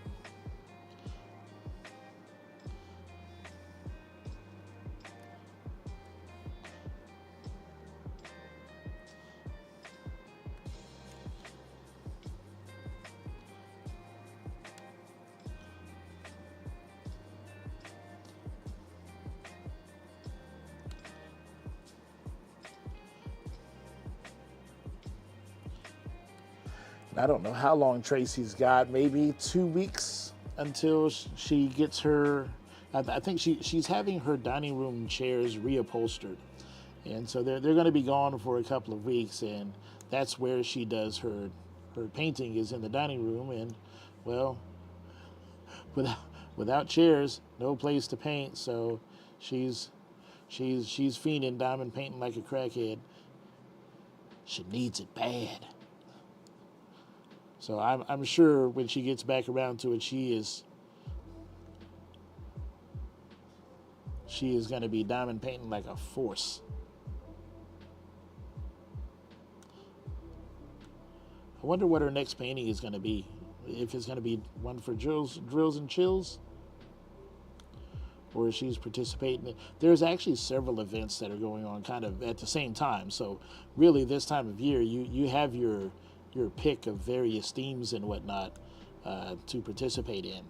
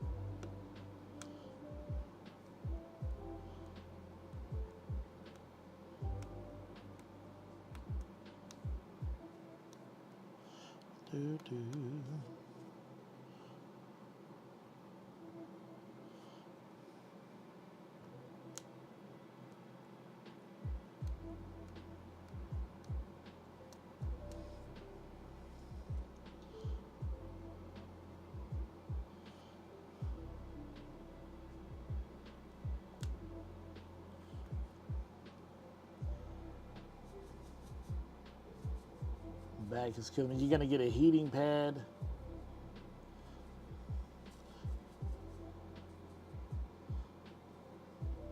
All right, Pam. I hope you feel better. Thanks to you for hanging out.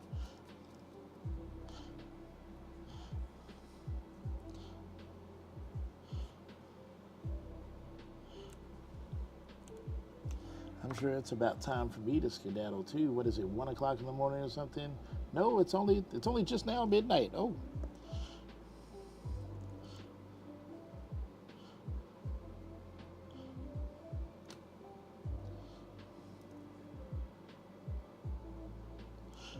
I thought it was later than that, but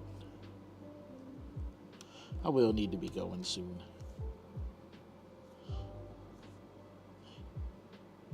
But now that I've started this canvas, I'm like, that's like my brain is like in relaxation mode after a long busy day at work, and it's like I've got a canvas all kitted up. I'm like, I got all my tools out, like it's ready to paint, and now I'm just like, well, the heck, since you're already sitting here, just paint. It's like that's literally what we're here for, just paint.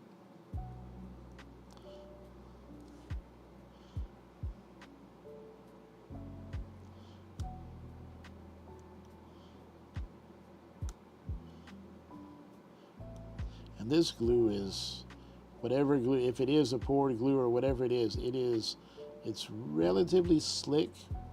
So I have heard of some people like, hey, what you should do if you have a really slick canvas, if you take off the protective layer, or at least take it off of a section, and just kind of let it air dry for a few hours, it'll take away some of the slickness. It'll kind of dry a little bit. So I could do that, but I also have a cat that likes to wander around in the middle of the night, and so I could wake up and the cat has been sleeping all over a sticky glue canvas, and now I have a fuzzy canvas, and well, then you just kind of have to throw it in the trash when that happens, and I don't want to do that, so we'll just deal with it until such a time when it's just too annoying, and then I have to think of something. Midnight for you, babe. No, my bedtime is like, on my days off, my bedtime is like 4 o'clock in the morning, which is only like 11 o'clock your time.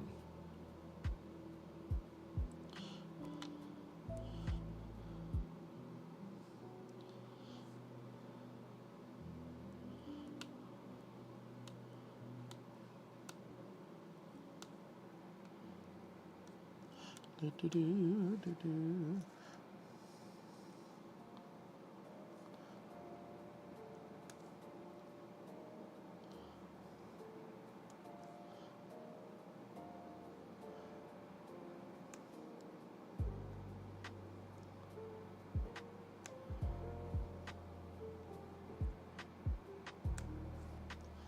Yeah. You're making rice so you can cook some Spam. Spam is delicious. I don't like it when people hate on Spam. Like, I don't get all of the the Spam hate. It's like, what's wrong with y'all? Spam is delicious. Now treat is not. If you like treat, that's what's wrong with you? But like, especially if you're gonna like sear the Spam in like a cast iron skillet, you get that nice sear on it, that little crust on the Spam, and then you put a nice slice of Velveeta on it. Oh man, you got me having Spam dreams right now, yo.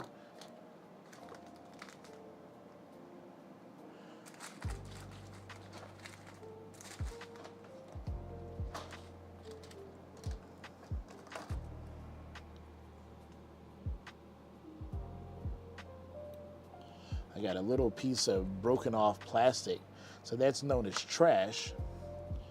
It's a trash drill. It's a piece of flashing or something like that.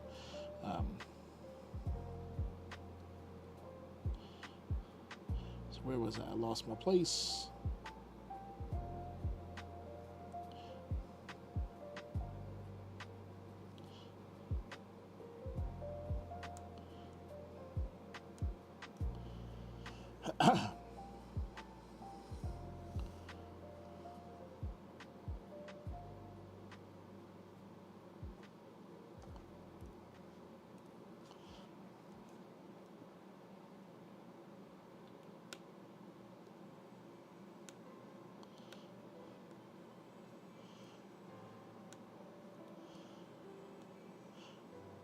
It's been several months since I've worked with round drills.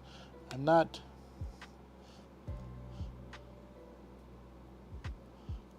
sure I like them. They're all right. But I do appreciate how nicely the square drills just kind of fit together. Makes placing them, at least to me, much easier, because you're just kind of butting them up against each other.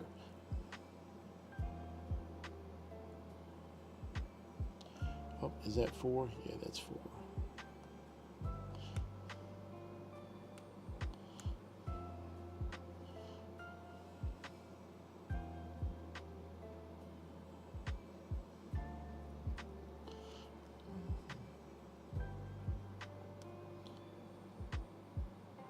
So nothing particularly wrong with Spam Musubi. Never heard of that. You were I need a better description.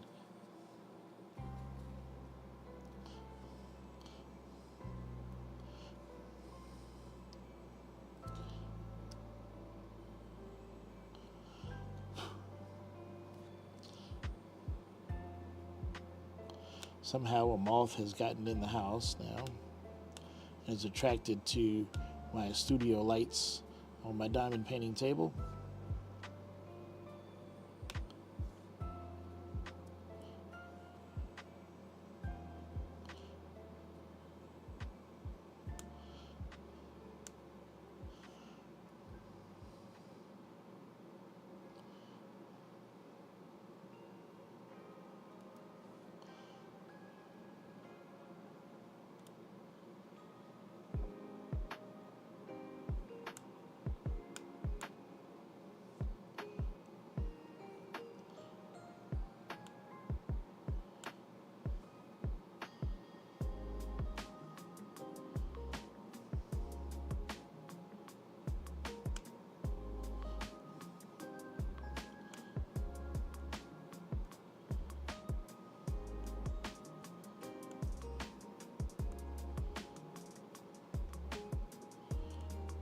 Yeah, there we go. Okay. That was bad placement on my part. There we go. Now we're back on track, baby.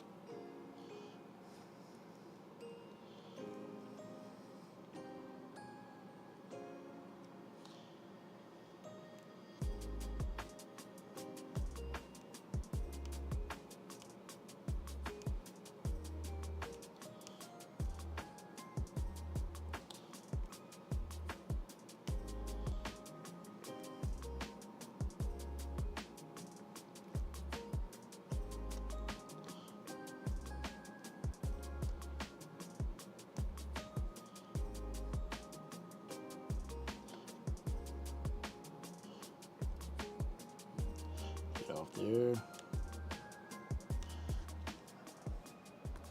Ask Sandy if she knows what Spam Musubi is. You ever heard of that? Spam Musubi? No. No, she doesn't know what Spam Musubi is. No,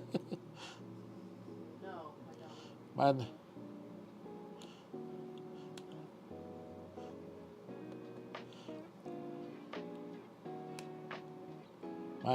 My wife is not, She's not an eater of spam. She will eat it. It ain't you know she not putting it in a grocery cart unless she has to. That's for sure. Now, what's he crying about? Well, yeah, the cat's crying about something. Huh? She has food and water. She has food and water. Okay. But then, yeah, she really is just whining. She just want attention. It is midnight. You know how she gets at midnight. It's attention time at midnight. I have never seen a cat like more God, she is an attention whore. It's like, really, cat, really, just. And it's not like she'll come to you for attention. Oh, no. She'll just be off in a corner somewhere, just whining and meowing at the top of her lungs, like, hey, come get me and pay attention to me. She doesn't, and it might not even be uh like she needs some lovin's or something like that. Lovin's, whatever. But like I don't even know. Like, it's almost like a game to her. Like, she just want to make you get up out of your chair and be like, what is it, what do you want? And then she'll just shut up. Just because she doesn't want anything. She just wanted to make you get up out of your chair. Be like, yeah, you belong to me. That's right.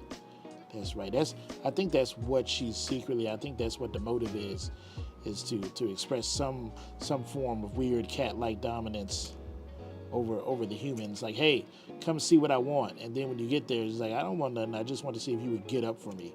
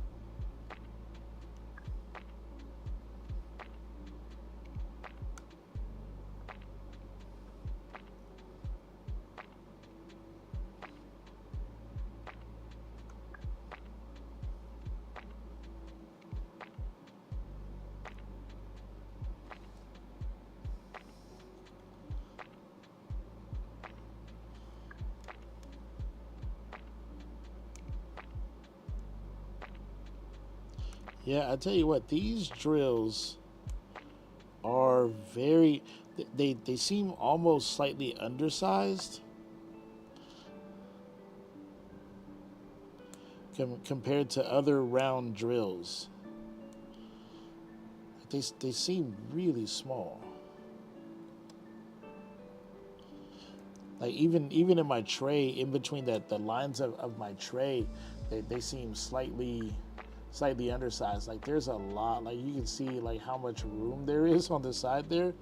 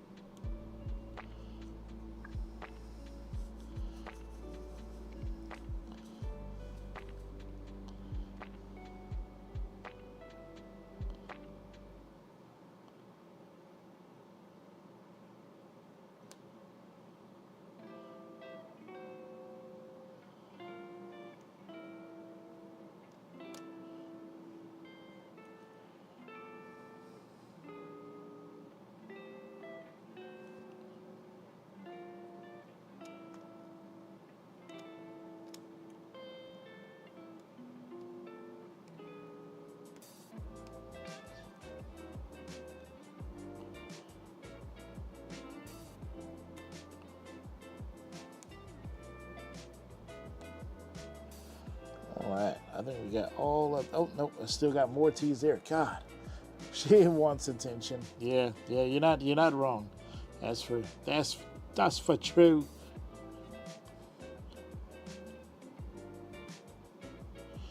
Yeah, that she definitely wants for sure.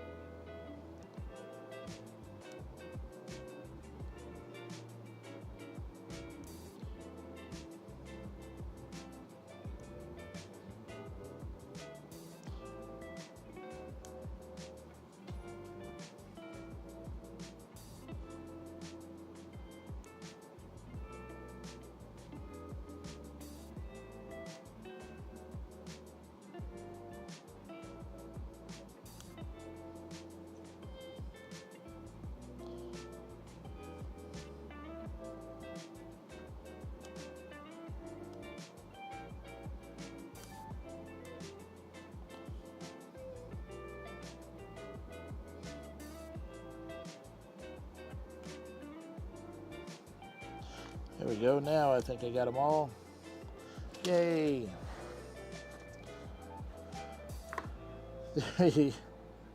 Cats are a-holes. Yeah, they are. Yeah, they are. And for some weird reason, we still keep them as pets and we still adore them. I don't know why.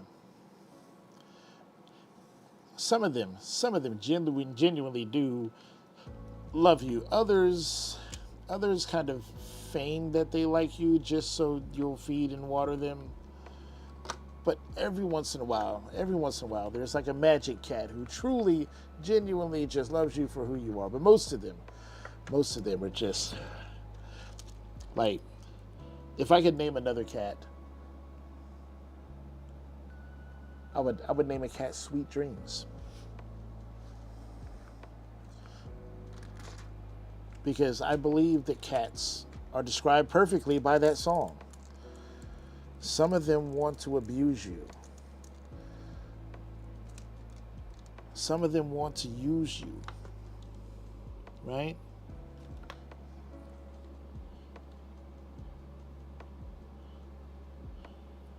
Let's see. Q's? We got a lot of Q's. So where is Q? RSQ. Q's another dark color.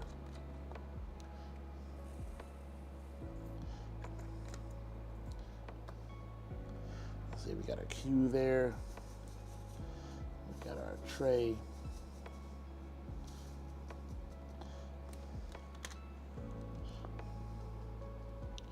We'll just go through here. We'll find all of our Q's.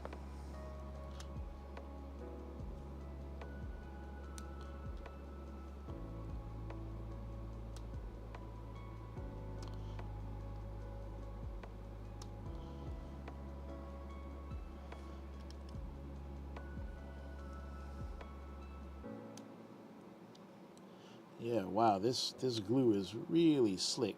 Like as soon as I put a drill down, it just gets swirly. It's like just sliding all over the place. Like diamond painting on this canvas is like it's like the Tokyo Drift of diamond painting.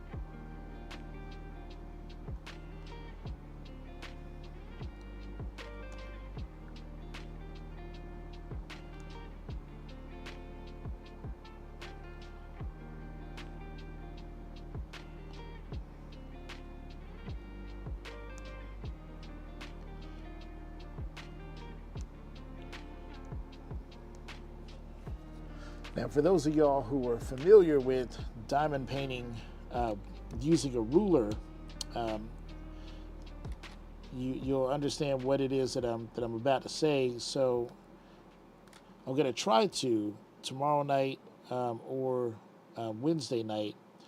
I'm going to show you the second half of a ruler. And so painting with a ruler, you have first half and second half. So first half is what I'm doing now, and then in order to paint underneath these pink lines, they're covering up 2 more columns of drills. So you would remove the ruler and uncover those previously covered up drills, and then repaint the section again. And then after that second half, you'll have completed 1 full section. And then you would move on to the next section. Cut out a new piece of the protective cover and put down your ruler, and then paint the first half, remove the ruler, and expose the previously covered symbols that were covered up by the ruler, and paint in those symbols, and then that would complete your second half, and then you would move on to your third section, your next section, and rinse and repeat all the way through the canvas.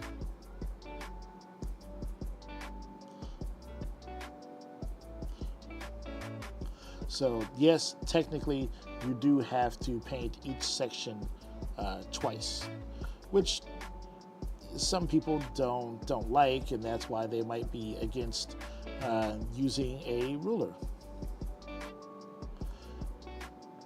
But the overall amount of time that it takes to paint using a ruler versus not using a ruler, in my experience, are roughly similar. But I'm also a new diamond painter, so I am not super fast, and I am not super good at multi-placing, which if you are a great multi-placer, chances are if you've had enough practice to be a great multi-placer, you probably don't really have much use for a ruler. Because if you are very good and very fast at using multi-placers, you already know how to keep edges nice and straight and evenly spaced. So I'll do some DP with you until the rice is cooked. Hey, no problem. I'm just hanging out here. I'm like, my brain is telling me like, hey dummy, shut off the stream and go relax, go drink a beer or something. But I'm like, I did all this work to kit up the canvas, and it's like, now I want to paint it.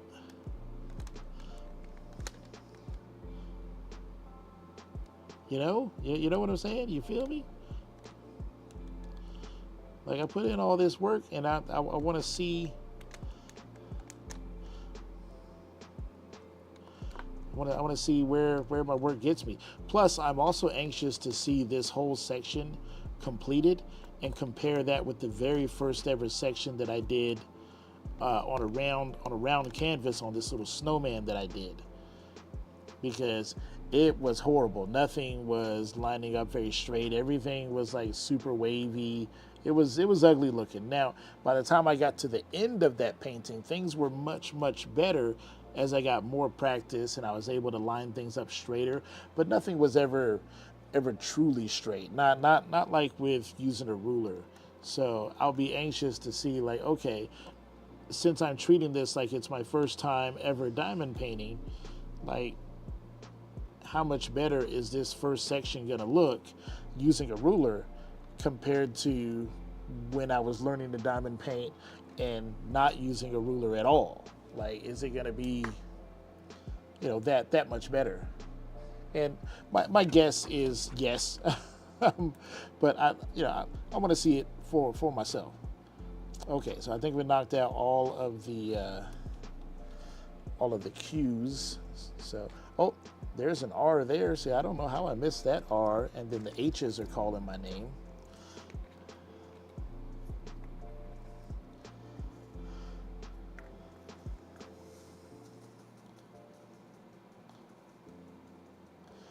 So I'll dump in all of those diamonds back in the container.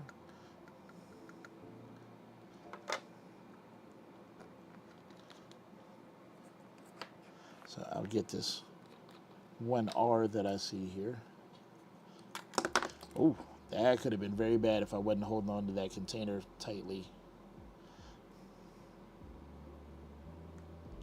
So I'll put that R down there.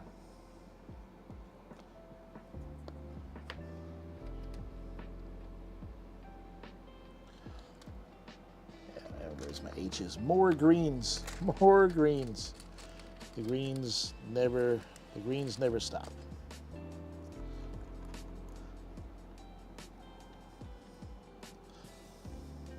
Yeah, I like using a ruler as well because I won't say that it lets my mind wander, but it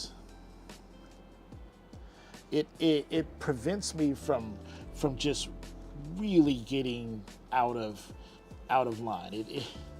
It's guardrails against a wandering mind. That's one thing it could be used for.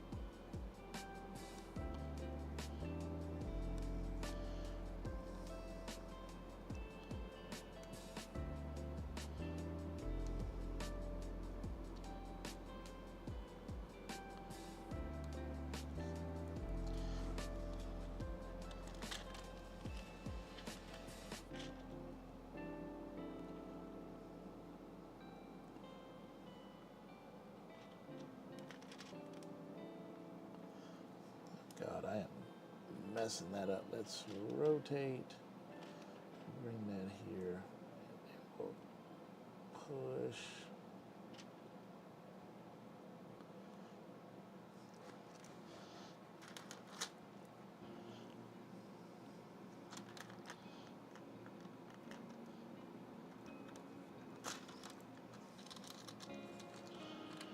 Get down there.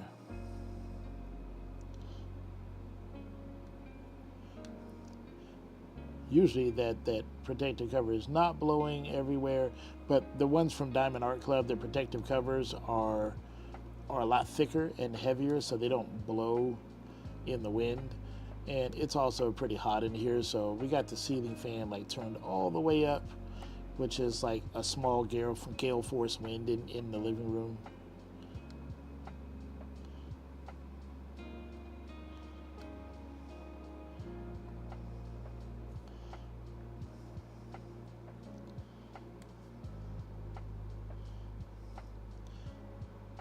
The other thing that I really like about painting with a ruler is that the more drills that you add in each section, the more that the drills start to self-align.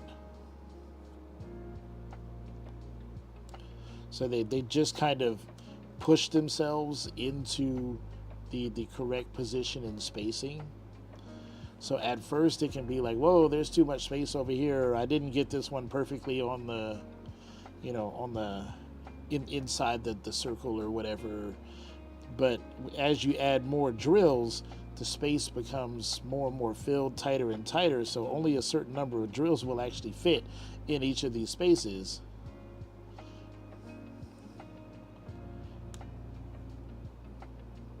And so it just kind of works out. It doesn't mean that you can just paint like a slob and then it'll just magically transform itself into, perfect spacing. You do have to put a little bit of work into it, but it will kind of correct itself and keep itself looking mostly nice, which is great for kids. I could totally see some kids working on this, and maybe mom or dad comes and sets up the ruler for them to paint just a small section, and the ruler kind of adds guardrails or those training wheels to keep things from from going off the rails. So that way, as long as they're putting the drills, you know, relatively close to where they need to go, you're going to end up with a somewhat decent looking picture at the end. Plus, it also gives the kids a lot smaller section to concentrate on, which is another benefit of using a ruler.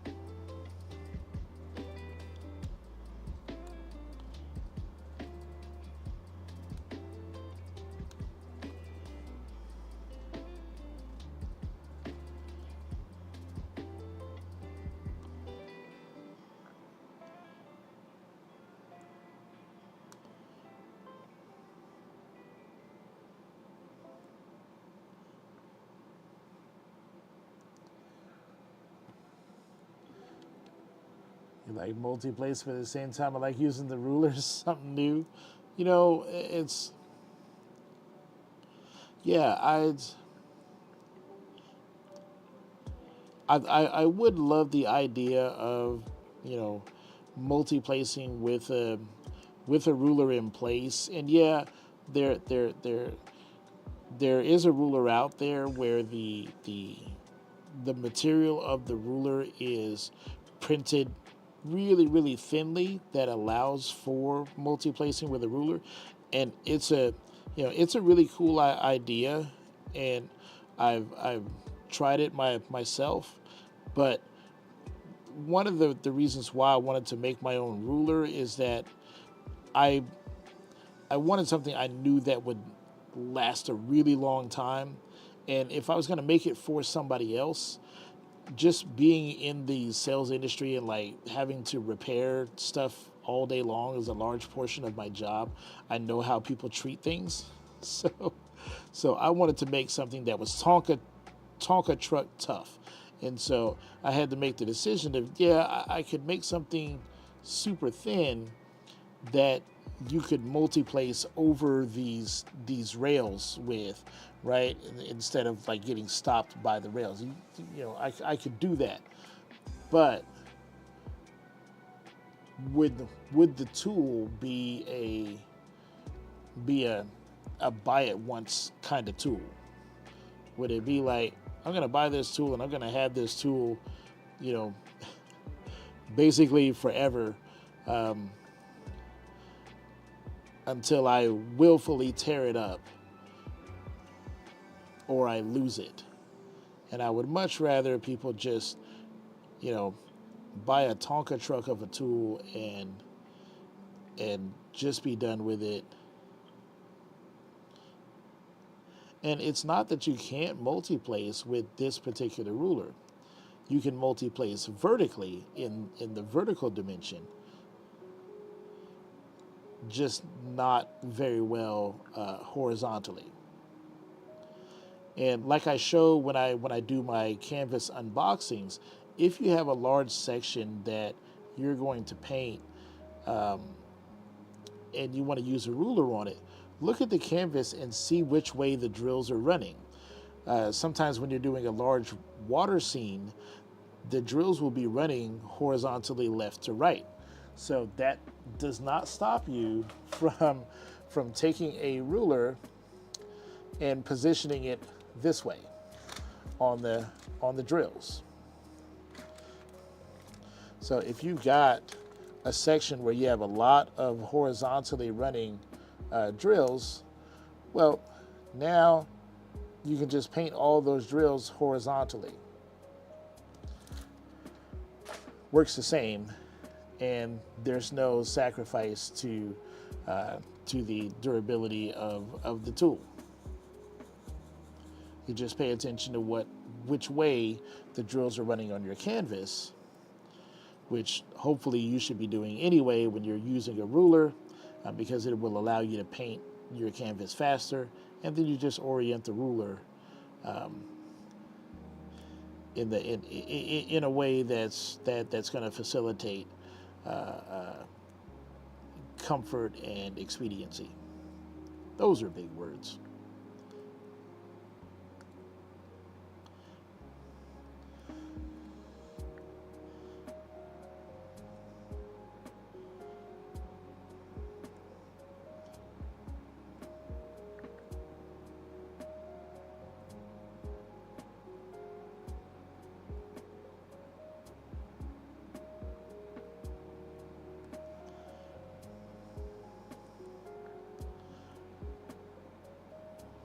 Plus, in order to make a ruler that thin that I could multi-place across it, there are some other features that I feel like I would have had to give up to gain that one.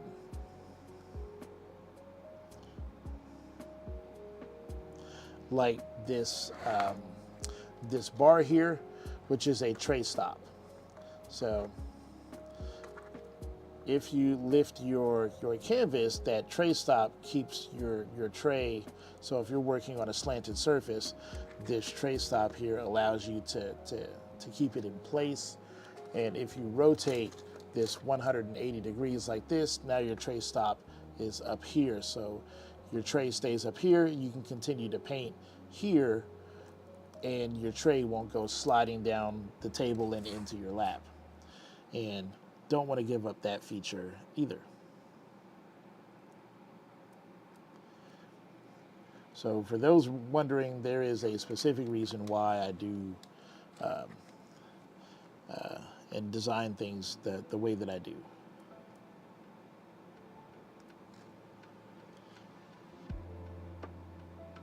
But if enough people, ask for it and need or want a feature, it doesn't mean I'll never do it.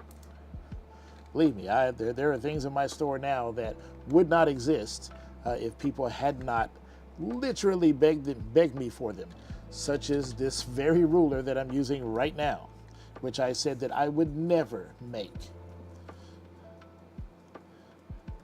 And those of y'all who have known me these last few months, you know when I said I'd never make these, you know exactly how adamant I was about that.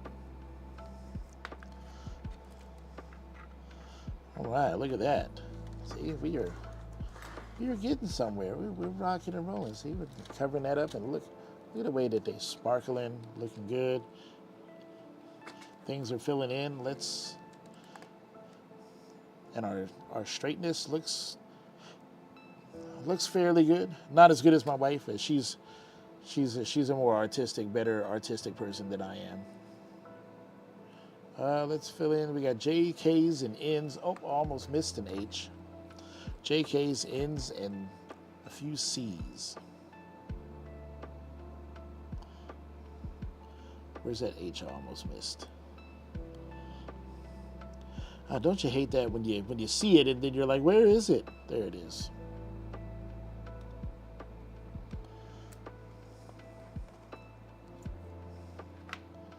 All right, let's do some J's.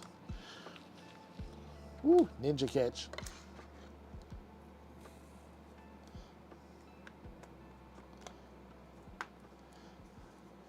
I like the tray stop. It helps out. Yeah, the tray stop really is useful. I know that there are some other rulers out there that when they were originally introduced, that they didn't have tray stops. Now they have tray stops. I think that it's really useful, and it's I'm happy to see that people are finding a feature like that useful. We all grow, learn together.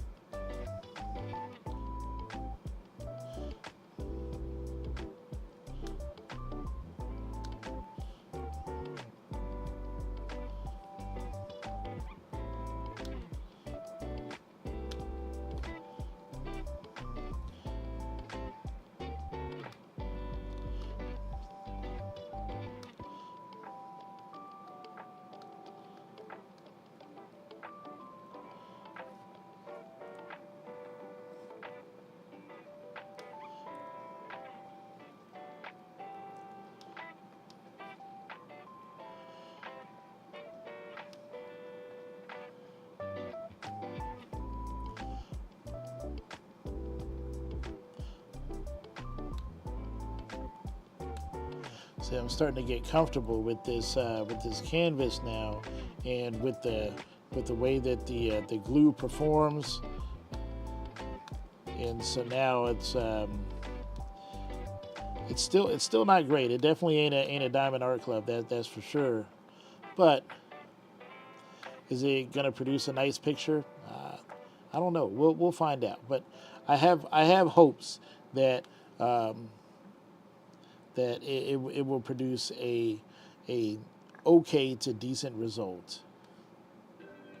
For $6, you can only expect so much for $6. But am I going to get $6 worth of active enjoyment? Am I going to get $6 worth of diamond painting out of it? That absolutely yes. Yep. I'd agree with that 100%. I think that I will get that. Am I going to get, Dreamer Designs or Diamond Art Club quality out of the finished project for $6? No, absolutely not. That ain't happening. But my snowman, which was my very first project, I don't think even cost that much.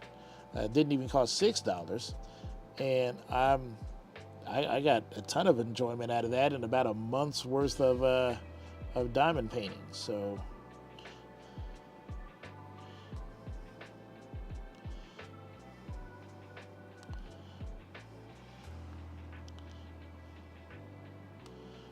I think ultimately this $6 will work out just fine.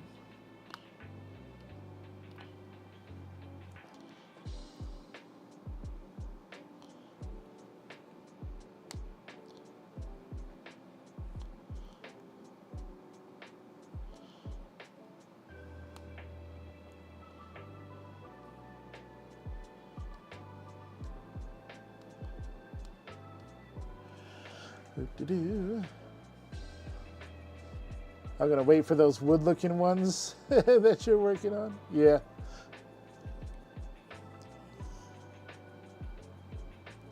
Yeah, I think those are gonna be really cool. I did run a test one while I was at work today, because I wanted to make the actual floor, the inside portion where the drills go. I didn't want that. I wanted it to have the wood texture, but I didn't want it to have that raised grain to it because the drills wouldn't slide along it. So I'd stayed up late into the night working on that and making some adjustments to the file, and I had to manually paint in where the wood grain textures were on the file, which took a little while to figure out how to do. The experiment failed as far as being a good print. I actually threw it in the trash down here, honestly.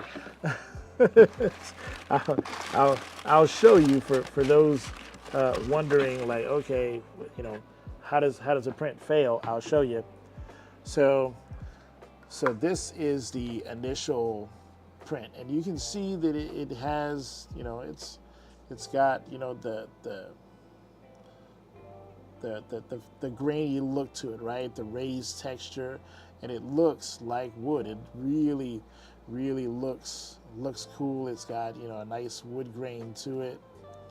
Look at that rough texture. Like it looks like it was carved out of wood. Even the inside, right? It looks really cool. The problem is that that texture, you see what it does to the lines? That rough texture of the lines snags the bead, snags the drills, and then the rough texture in the bottom of the plate here, in the brown part, the drills don't slide along it. It's too rough. So while I got what I wanted as far as aesthetically, it looks really good, it didn't work.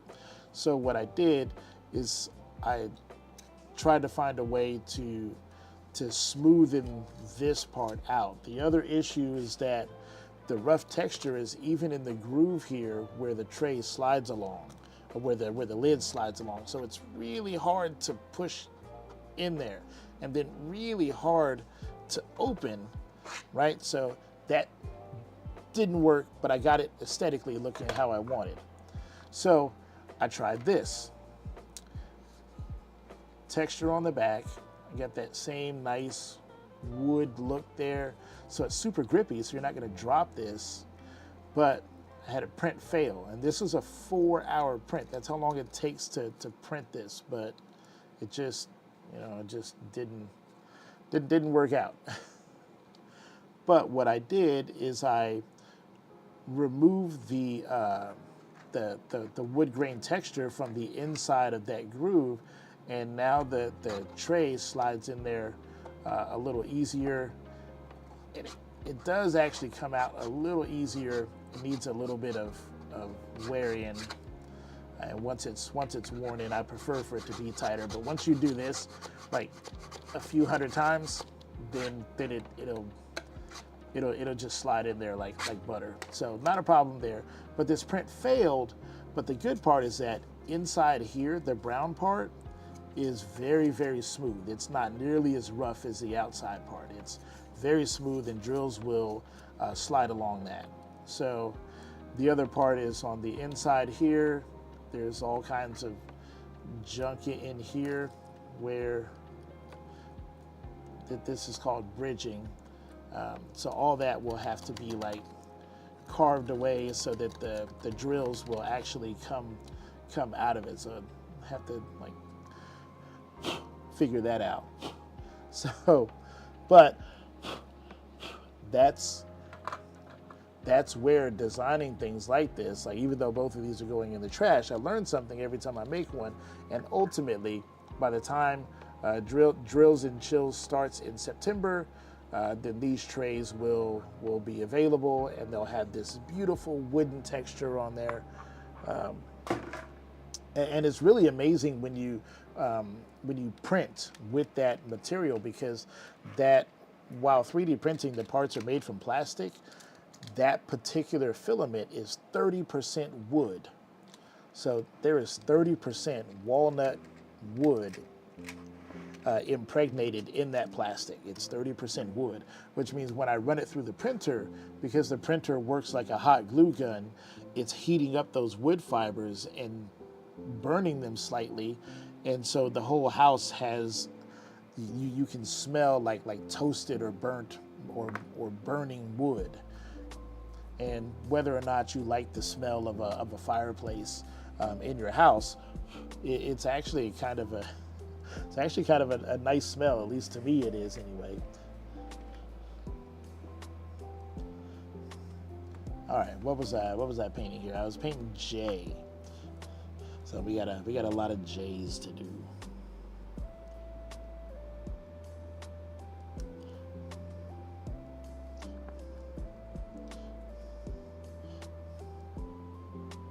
So, but it's just another part of the design process, and anybody who's ever had to design something before is very familiar with that.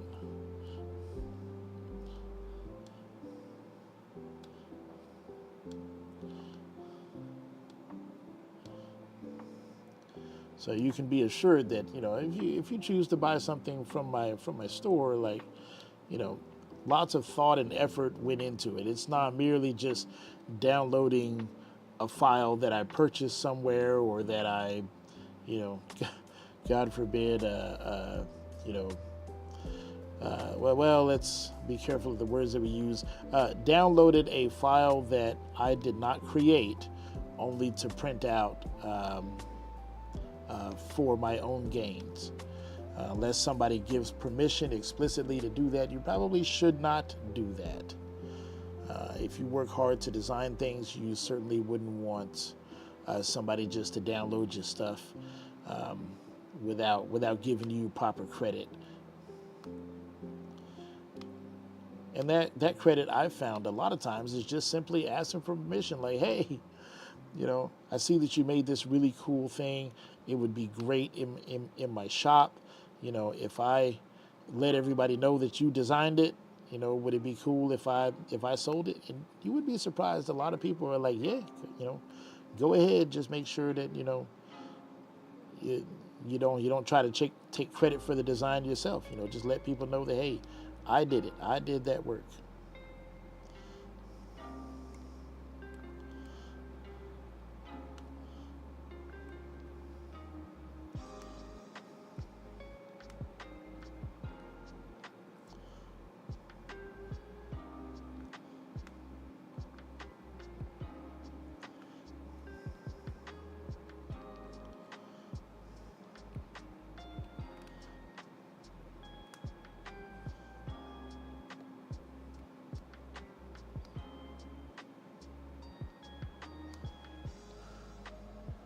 I have faith that you'll make it work.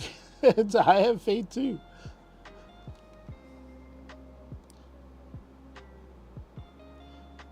Yeah. Yeah. So far, I'm just really pleased that I got that nice wood texture on the outside. It just because it just looks so good, and it feels good in the hand. If you diamond paint and you've got a little bit of a sweaty hand, like this this tray could be the game changer for you.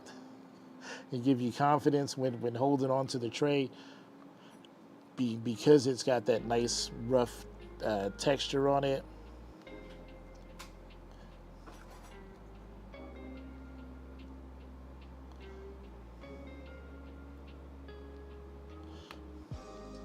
Or if you just happen to be, you know, somebody who appreciates a tactile feel, or you just like the look of wood, you just like looking at it, you're just like, that looks nice.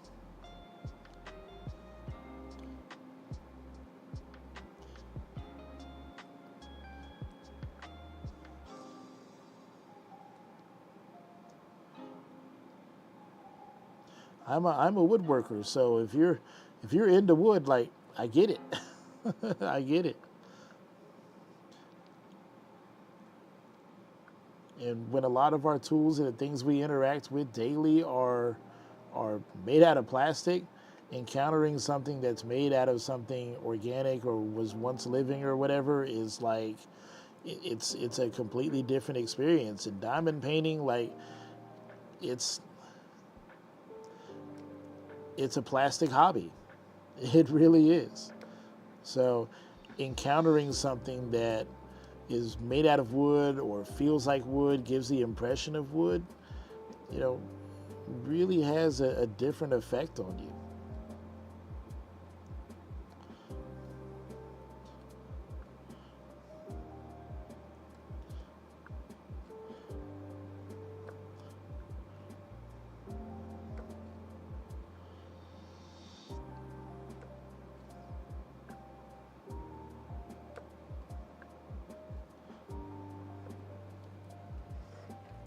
Man, that's filling in really, really nicely.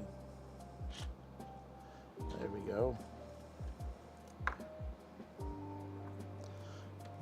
I don't know why or how that got all blurry like that, but it's fixed anyway now.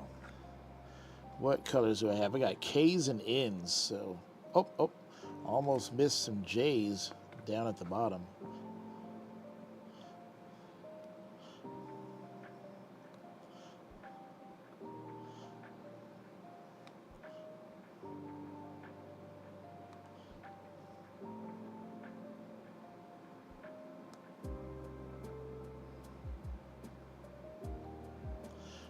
Let's go through our rows, make sure we didn't miss any more. Oh my God, I was really slacking off, missing all kinds of J's.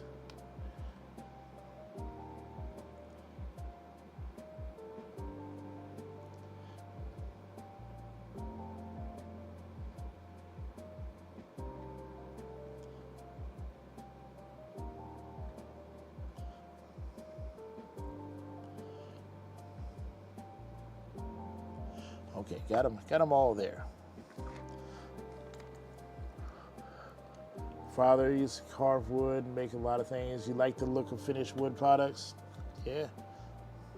Yeah, it just, like,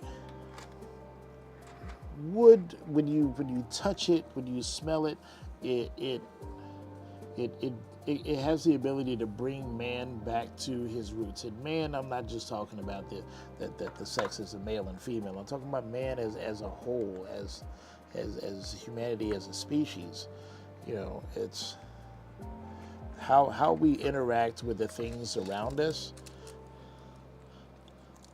can have a profound impact on the way that we feel mentally.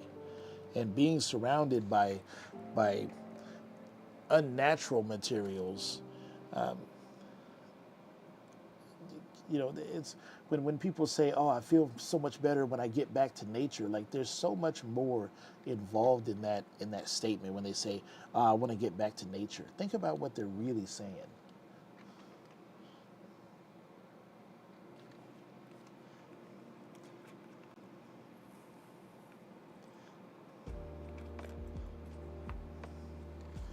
I will say that there are a lot of little bits of trash drills and stuff in these less expensive kits.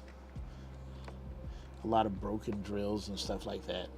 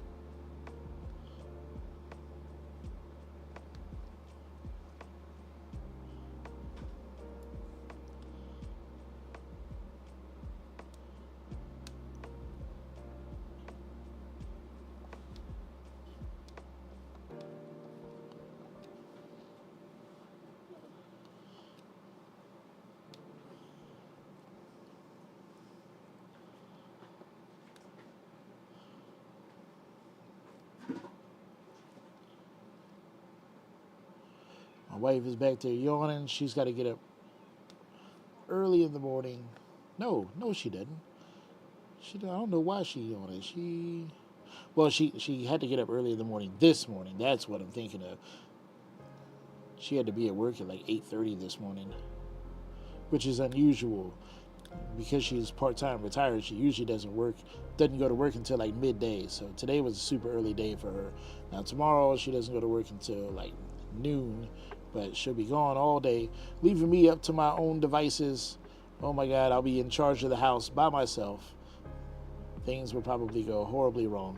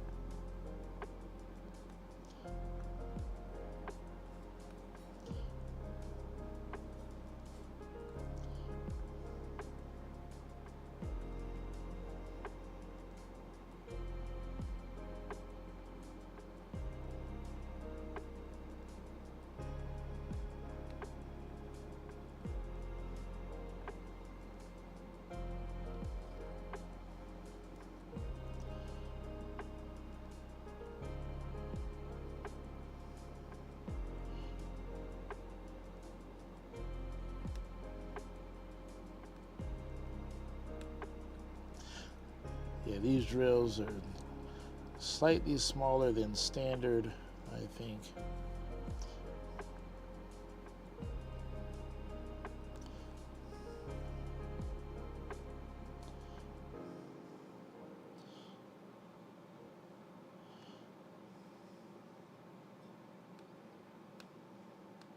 Either that or the spacing on here is just a little bit weird.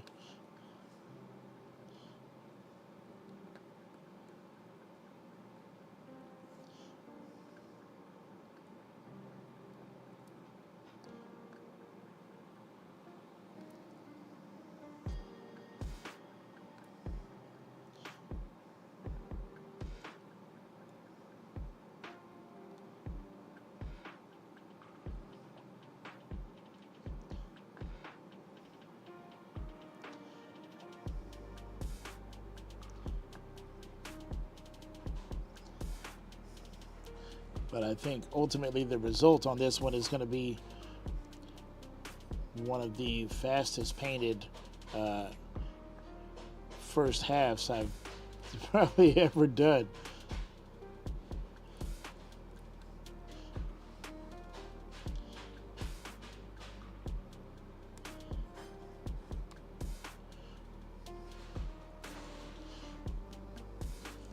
Like, holy crap, do I need to do more round paintings? Like, does round really get done that freaking fast? Like, man. Yeah, it'd just be me and the cat. And the cat will stay hidden for most of the day. Like, that's how much that the cat just does not like me. The cat will stay hidden for basically all or most of the day. She'll just come out around 7 o'clock when Sandy gets home, and then she'll be all like, meow, love me, and I'll be like, bitch, I was here all day long. You don't want me to love you? Like, all right, go. Like, I'm here. I have love to give. I like cats. Not this cat, but you know, whatever. Most cats I like.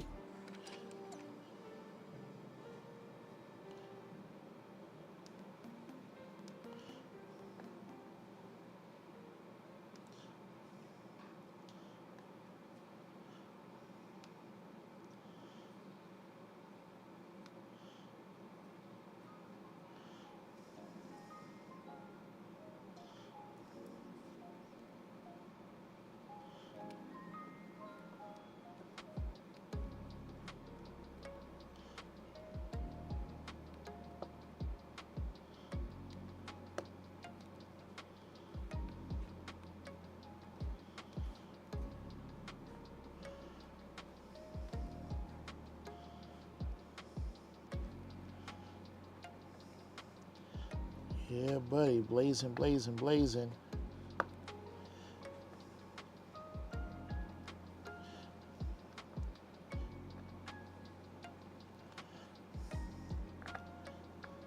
See, and I was thinking, oh, I'm just gonna give up on this section. I'll finish it tomorrow, but like it's literally going by fairly quickly. I was like, why not just?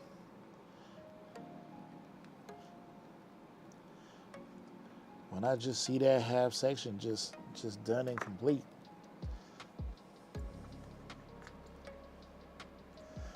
Yeah, the drills are too small for the one that I'm working on. The vintage and the gapping, the gapping too, not too bad. Yeah, it's that's what I think. It's like this one is like, because the ruler fits on here as far as the grid spacing, but the drills seem smaller than like the drills that's on my wife's canvas, which uses the same size ruler. So it's weird. Like the ruler fits the canvas like to a T, but like there seems to be just a bit more space on this than there is on the diamond, and that would cause me to have to create a new ruler and do that stupid, you know, like, oh, this is an in-between size, and now you have like, I don't know, like, you know, 4, 5, 6 different rulers, round rulers, just for whatever canvas you might run into.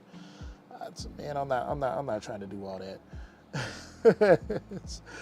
This one fits, and literally the difference is me just moving a drill slightly over, you know, 1/4 of a millimeter. I ain't that worried about it, especially not on a $6 canvas. Why am I trying to make a $6 canvas look like $1 million canvas? Nah, I don't need to be doing that.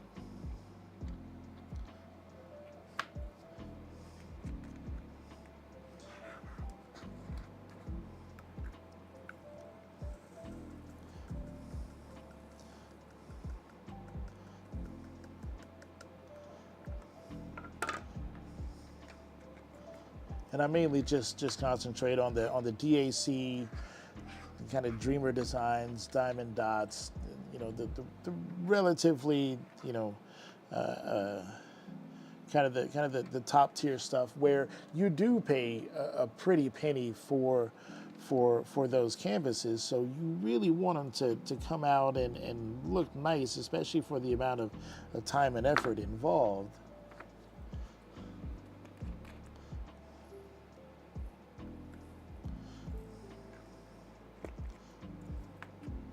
Now, some people say, "Oh, you're being elitist." Well, yeah.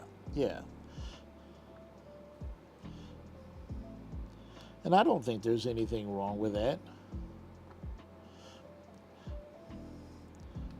I think there's all kinds of products out there that are made for, specific groups of people or to interact with specific groups of people and whatnot. Like, nobody's going to go and buy, $10,000 speaker cables to use with their speakers that they got at Walmart. Like who's doing that? No, nobody's doing that.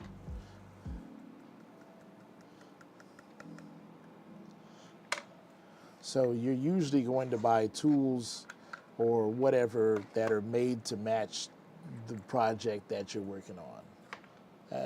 That's my general thought process anyway. Okay, so we got all the drills on there for our first ruler section. We're all filled up.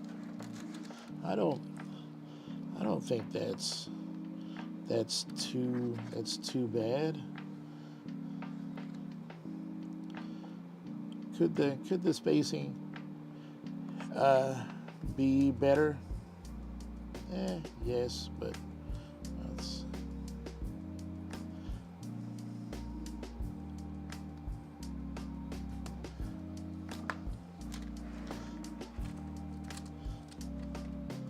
But I'll show you something. Give me just a second. I'll be right back.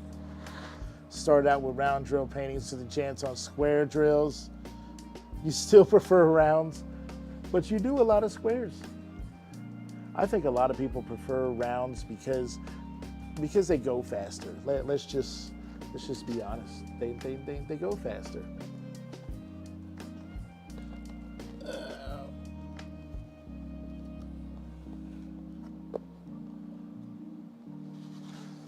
Okay. So I spilled something on this, so that's a bummer. But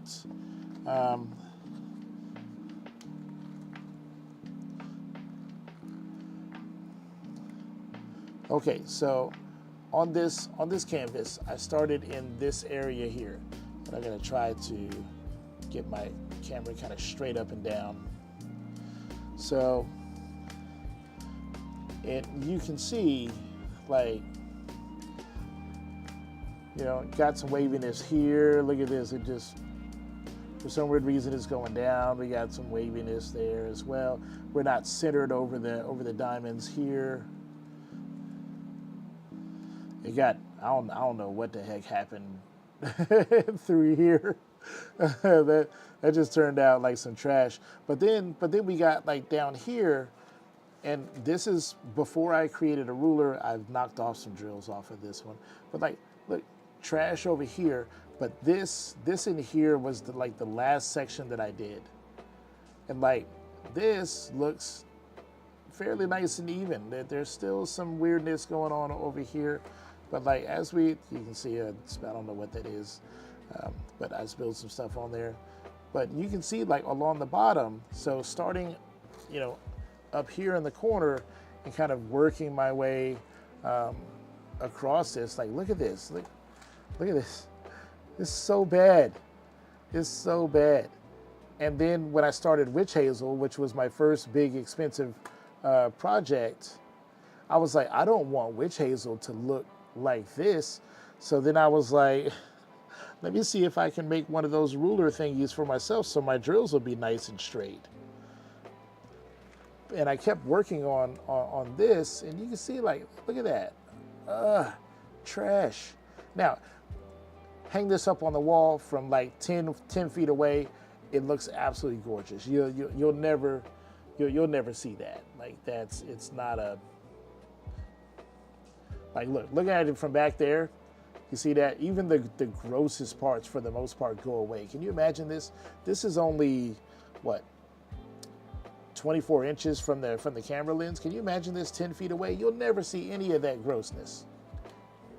So that's why I tell people, like, yeah, it might be a little squirrely, but who cares? Once it's on the wall, nobody will care. So now that we're done with this, we can go ahead and we can take this ruler off, and we'll just lift it off of there.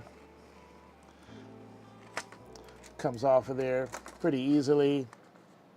No drills were harmed in the taking off of that ruler. And let's get up close and see just how gross I did.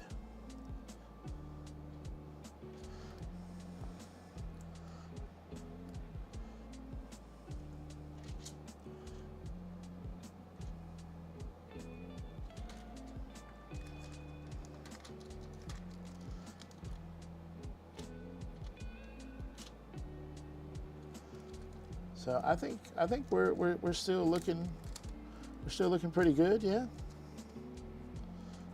That's not too bad, is it? Oh, let's see. I'm gonna stand up here. It's my autofocus, macro, tap. There we go. Okay. Like,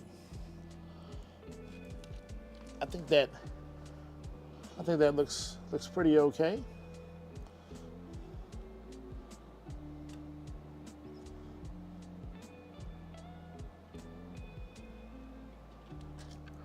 So I'm not mad at that.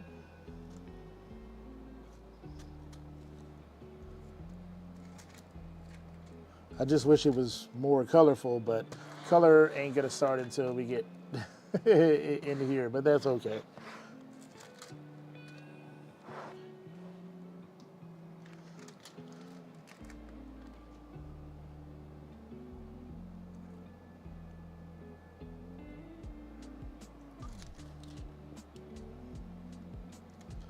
Yeah. So we completed the first half of the ruler, so now we can go back through and paint in between the sections that we already painted, and then when that's done, then we can move over and we can do our next section, and so on and so forth until we complete the entirety of this really cool painting. Excuse me. Yeah, so this has been really cool. So this is a diamond painting kit by the company Studio Delight, which I believe is a Hobby Lobby brand. This one came with 25 colors, just about 25,000 drills, and it came with basically everything you need for how much? $6. So $5.99. And like, look, for $5.99, like, that's not a small canvas. 25 colors.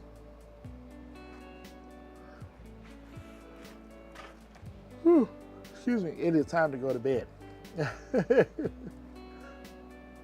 But yeah, I am super excited about this one. I think that it's gonna look good.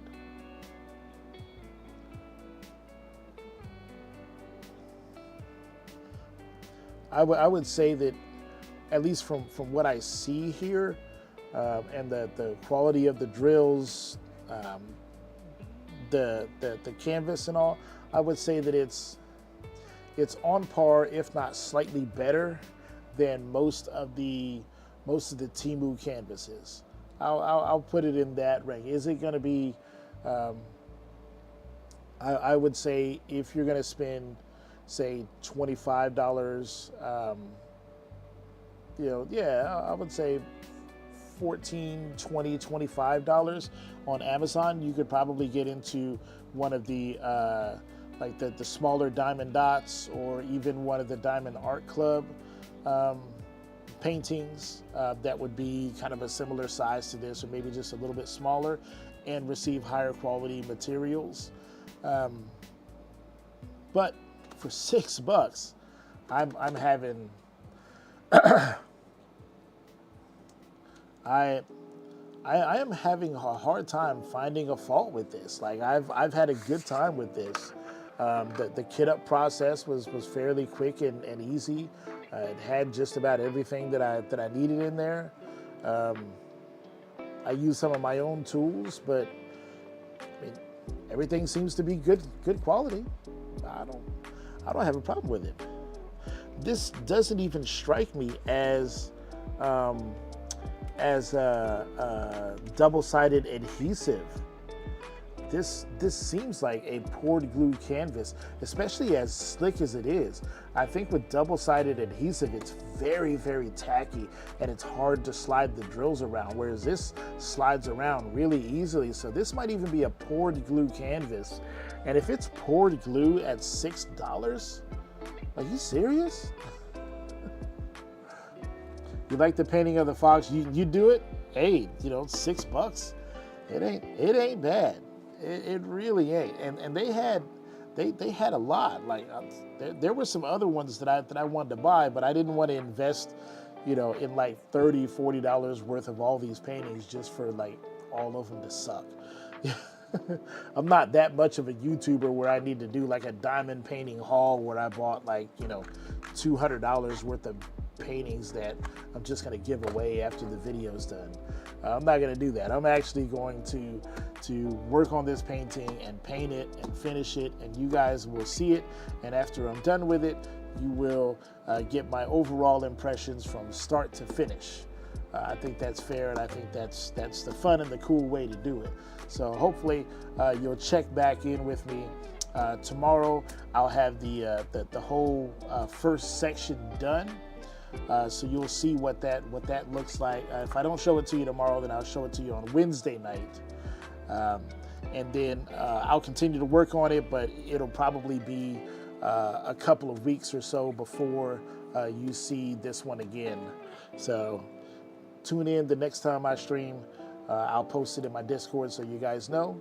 And I will see y'all next time. Man, I had fun tonight, and I hope you did too. So thank you very much. And if you have a question about anything that you saw here, please hit me up in chat there. I'll be happy to answer any questions that you have. I really do appreciate it. Thanks for hanging out with me, and I'll see you next time. Peace.